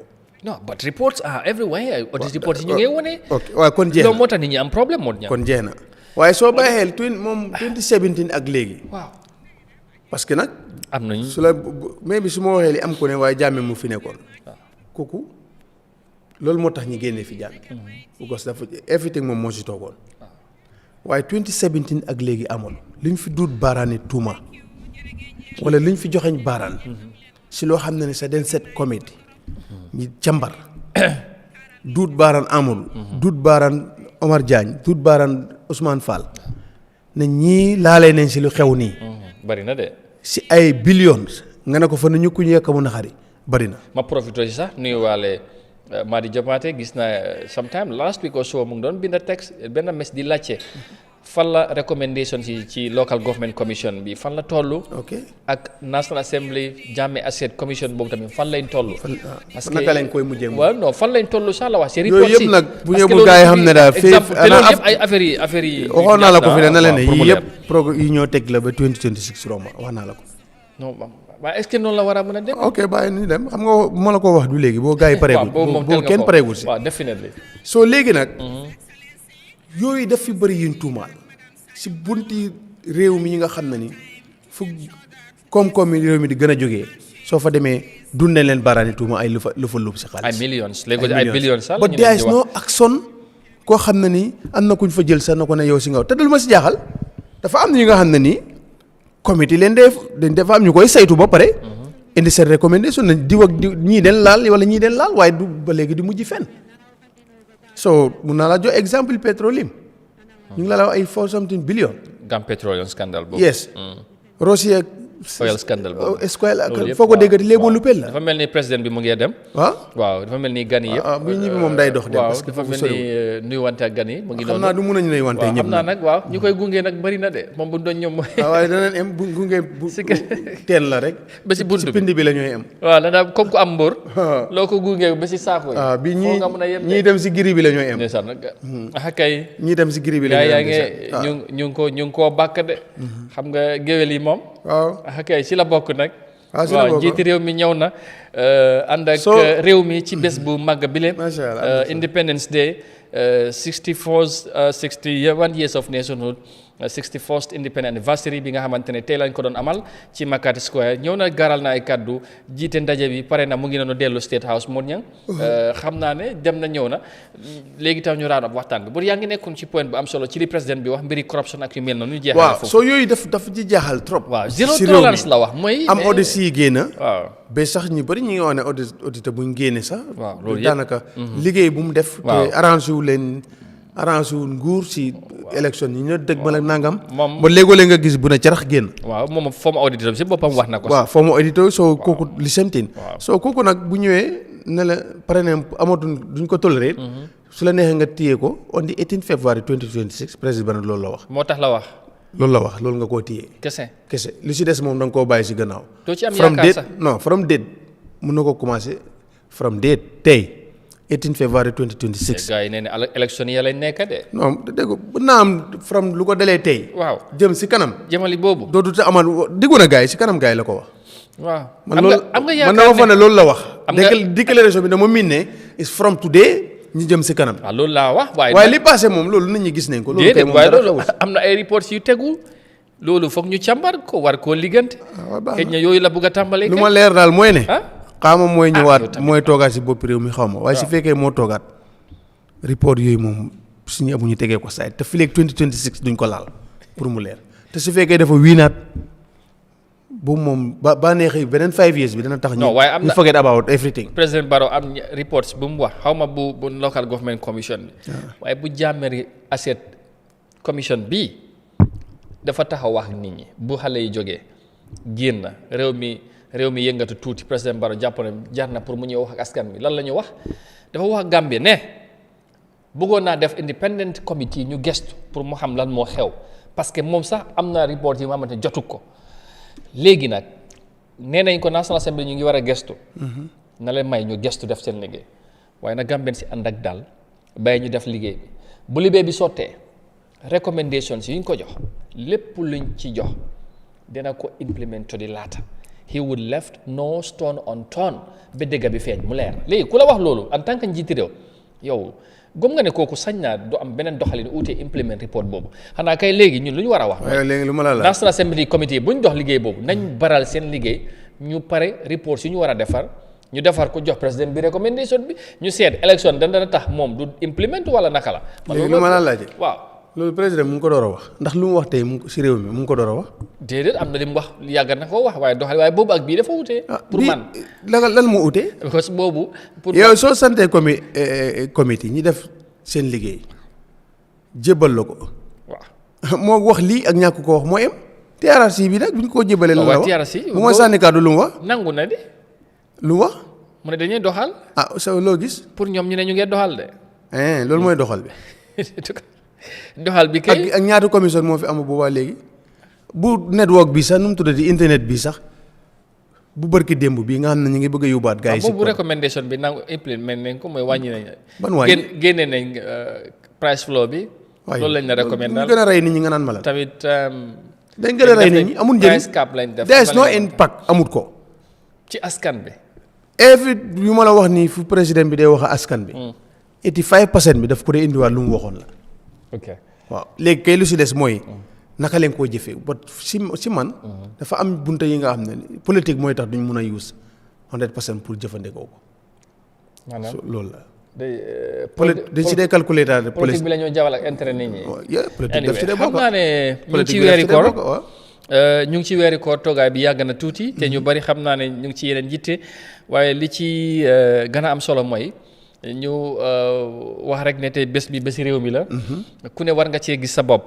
waaye ku ne tamit war nga am taxawaay mun ñang tamit ak bu ñu waxee tamit dem na ñëw na ak lu ñoo wax suñu kilifa yi jiite yëpp ak ku jéggi ak yu mel noonu waaye askan bi tamit am nañ cër bu rëy ci li tax war réew mi war a dem bu baax parce que doole bi ci ñoom la ñoom ñoo war a tànn kuy nekk sa from the lowest level from the maybe from mun naa wax ne from the ward level councilor député chairman mayor ba président yow yaa ñoom lépp ci aja sax alkaali ñoo dañ leen defal ay chief ay governor but yenn yëpp doole bi ci nit ñi la jënd bu ñu amoon askan bi war a am sax da nga fi indi alkaali ñu ne la du fi ne wala nga indi ci ñu ne la kii bu soxlawuñ ko te su boobaa da nga ko war a ceeñ voilà ñu sansi luwaay non bu askan bi su bëggul mun naa nekk waaw loolu laa daf laa oon am na yi askan bi di fipp askan si fippoo si newul si luwaa sax dañ leen ko defal askan mooy constitution bu ko mooy tax constitution ñëw mooy luwaa mooy tax ñi taxawal luwaa mooy dégg de waaye nag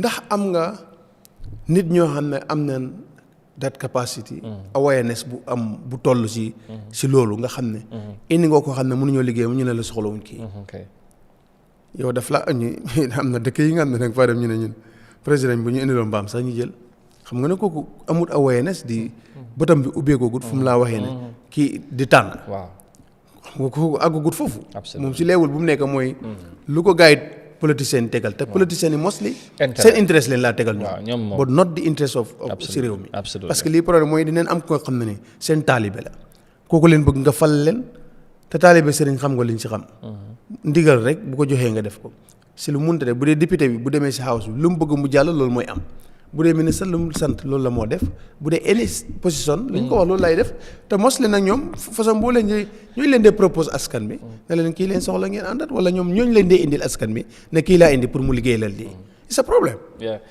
jërëjëf xam naa ne waxtaan bi nañ ko wéyal incha allah suba. weer bi yëpp indépendant la waaw weer bi yëpp sax dinañ ko waxtaanee. nañ ko jàngat incha allah am na ku wax ne mu ne this is independence not politics we are all one. This is Freedom Day for the Gambians, okay? Well, anyway, you cannot, whatever, if you like, deviate. Yeah, we are all one, man. Independent. We are all one. Independent bi indi ko daf ko fi fekk. Ba pare sa freedom bu moo wax ban façon freedom ngay wax? So dégloo président bi if you cannot fit yourself, what freedom are you talking about? No, freedom moom bëri na façon xëy na foofu lay waxee. Loolu laa mooy freedom of what? waaw war nañoo wax ban lay wax. moo tax ma la ci ko ban la nekk nii. But anyway, moom noonu la ko gisee but ñu ngi gërëm ñëpp di leen sant. lépp nag. after that. waaye Gambian si am nañ ci responsabilité. am nañ ci responsabilité ba pare nit daf dee anytime. lu ko yóbbu si kanam lay gis. ku ne seet daal loolu la bëgg. waaye teewul nag ak lu munta xew. dañu ñun foog ñu sant yàlla réew mi dañu war a sant yàlla. waaw ak lu munta xew. waaw surtout ci jàmm bu ñu yàlla may. am na jàmm. bennoo bi. am na dal. am na démocratie. waaw. soo liñ bëgg a kay mooy mu gën a bari. waaw am na tamit ay yenn développement yuy am. waaw loolu tamit waaye nag dañ waroon a am lu ëpp lii am nañ sañ-sañ wax ko. fu ñu xalal la parce que lu ñu teg si taabal bi. ak lu ñu gis dafay ute. parce que tey soo tegoon président Barrow bis bu fi jógee rek. lu mu fi bu ko ci laa wax ne Jammeh Jawara luñ jël si loon président Barrow mu fi am 10 years ëpp na moo leen ëppale right now te kii am na 30 years kii 20 years well kon nag doo surprise suñ la ne moom it lu mu fi def si tali ñële defuñ ko fi. wala lu mu fi def si développement ñële defuñ ko fi but of course waaye itam na ndax milliards yooyu ngay dégg billions yooyu ndax tam wartoon na ëpp liñ ñu fi defal tam. am na ñu gëm ne war naa ëpp. ok so foofu moo jar di waxtaan loolu la ñoo wax. waaye am na lu am loolu kenn mënu ko sker la kenn mënu ko sul waaye ndax li am by this time waroon na romb fii. yes the answer is yes waroon nañ romb fii. loolu nag réew muy dem loolu la ñoo calculer. soo nag mooy indi wax ji. lii dañ ko waroon a am lii waroon nañ ëpp fii waroon nañ nangam fii moo tax ñuy wax. bon nag soo demee ba nga xam ne loolu amut. li nga am na da nga koo téye sante ko yàlla. mooy réew mi am na jàmm. da ngay wax ne am na dal am na démocratie. da ngay wax ne réew mi bu doon nit la tey dana fa nekk na paa. non paa la moom. 61 years. konoon ko ay sët du gaay ko wër. waaw. sët la xoolal moom war na ku ne ñu moom nii rek président Barrow moom rek paa la. parce que ay atam moom tamit ci at bi la juddu de. waaw moom rek fi mu ne nii paa la. 1965. waaw paa la kilifa la. waaw fi mu ne nii moom mag la. ni si nekkoon na président yaa gi dafay toog njabootam ñooy dem du ko defal lu ne. 61 years. waaw waaye du ko noonu du ne fii di jàllantu. wax dëgg yàlla waaye nag dañ moom léppi ñëpp la amee. du mun a toog. foog mu dugg fii génn fi foog mu lijjanti. yaakaar la de waaye bu fekkoon këram la toog. joxe du dépense ay njabootam ñooy amee. all right kaddu yu mujj yi lan lay doon ci waa réew mi ci bés bu am solo bile Independence Day gis naa ñu bari mbégte lañ ci am di ñaan tamit yokkute ak dal ñu ngi ci élection yi ñu kon ne di ñaax ñëpp ku ne ak loo mun pour ñu am Gambia bu gën nga def ko ci anam boo ko mu ne. waaw gis nga wane li tax ñu wane le bés bi bési réew mi gis nga amut kujje amut xaaj ak seen ñëpp a ñëw. former vice président si yëpp teew nañ ak ñeneen ñu invite ñu nekk ci nguur gi ñu fare ak président Barrow ak ñu ànd ak moom yëpp ñëw nañ ànd ak njabootam ñëw fekkee bés bi mu nekk bési réew mi ñu ñaan lii mu continuer waaye tamit ñu gën a taxaw pour réew mi moon ñang xam naa ne loolu dafay gën a am solo bu baax a baax lan ngay ñaax waa réew mi ci bés bi first ñu ñaan te am nañ yaakaar ne suñu ñaanee yàlla mën nañoo nangu suñu ñaan amiin ndaxte leen tombee nañ ñaari diine yi fi am yëpp orandoor ñu umandoo koor first day independent tombee weeru koor mu nekk nag lu am solo loolu moom tombee gu am yaakaar la waaw ndeysaan tombee gu am yaakaar ñu ngi ndokkale ñëpp pour di chrétien ak di muslim waaw di wax ñëpp ñu ngi ndokkale ñëpp soo di ñaan ni ñu bëggee réew mi mu dem si kanam yàlla di mu leen si amiin yaa rabbi ñi ngay jubilal na élection ñu xam ne ñun nag ñoo si des waaye yàlla moom pare na waaw moom noppi na soo kum dugal si xol nit ñi tànn kooku ñu xam ne kooku la tànn waaw ñun dénk tam ñuy saytu élection bi ñu doxal seen diggante ak yàlla te xam ne fii kenn du fi des 61 bi ana ñu ko tàmbali woon te ñun la fi fekk ëllëg dañoo waxaat ñeneen ñi demoon Marlborough House ak ñeneen ku fi njëkk a nekk président loolu passé na soo nag loolu dafa jar a bàyyi xel te lii problème bi cabinet ñëpp duñ fii ku fi dee ak so bàmmeel de bàmmeeli cabinet amut de bàmmeel bu nga xam ne ñëpp fay ne cabinet living amut de fii yow rek yaay téye say dossier di rek yaa xam li nga doon def si sa ministre yi ou si sa directive ou si sa place ou si sa office ku jiite there is no cabinet bi benn waa ji keneen ki rek mooy doxal ku si des yow sa document si nga indi soo loolu na dañ ko war a bàyyi xel attekat yi ñiy atte IAC kuy sàmm daal ñu fexe doxal seen yoon alkaali yi war a garanti nit mu am neen garanti Gambien bi mu am jërëjëf but not ku jógee Bissau au Burkina incha allah soo loolu dafa ci jar a bàyyi xel ku ñu yàlla tànnal nit ñi ànd nangu ko te xam ne kii la fi yàlla teg ñu ànd dem liggéey am na solo waaw waaye nag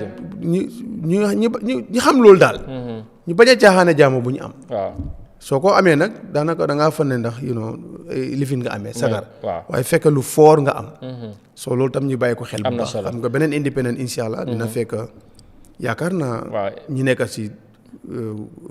ci beneen doxalin bu ees ay da président Barrow mooy continuer waaw wala keneen ñu am bu ees bu ñaas loolu yàlla moo xam loolu ci Gambien si la des waaw loolu yàlla moom noppi na ba pare moo ñam incha allah all right jërëjëf thank you very much ñu ngi lay gërëm bu baax di la sant ñuy àndee ci jotaay bi kon ni nga ko waxee suba ci good morning incha allah danañ continuer wax ci kaddu président bi ak indépendant si boppam nañ koy defee ak yu mel noonu danañ ci ñëwaat ci lu yaatu bu ci yàlla àndee ñu ngi leen di gërëm di leen sant di leen wax Ramadan mubarak ak suñu mbokki chrétien yi tamit ñu ngi leen di ñaanal weeri kooram bu ànd ak jàmm ak yokkute ni ñu ko àndee nii tey ci bési réew mi yàlla defal ñu ci jàmm once again ñu ngi wish each and every one of you happy independence, all Gambians, wherever you may be around the world. Thank you so very much for being with us, and It was good to be here to bring you this live coverage, and thank you for your comments by the way. Yéen ñi nga xamante ne doon ànd ak ñun gisoon naa ko mel ni tamit lawyer Aston Martin mu ngi doon seetaan ak ñeneen ñi nga xamante ne gisoon nañ leen ci seetaan bi ñu ngi leen di gërëm di leen sant di leen wax jërë ngeen jëfati ba suba ak jàmm incha allah. Happy Independence.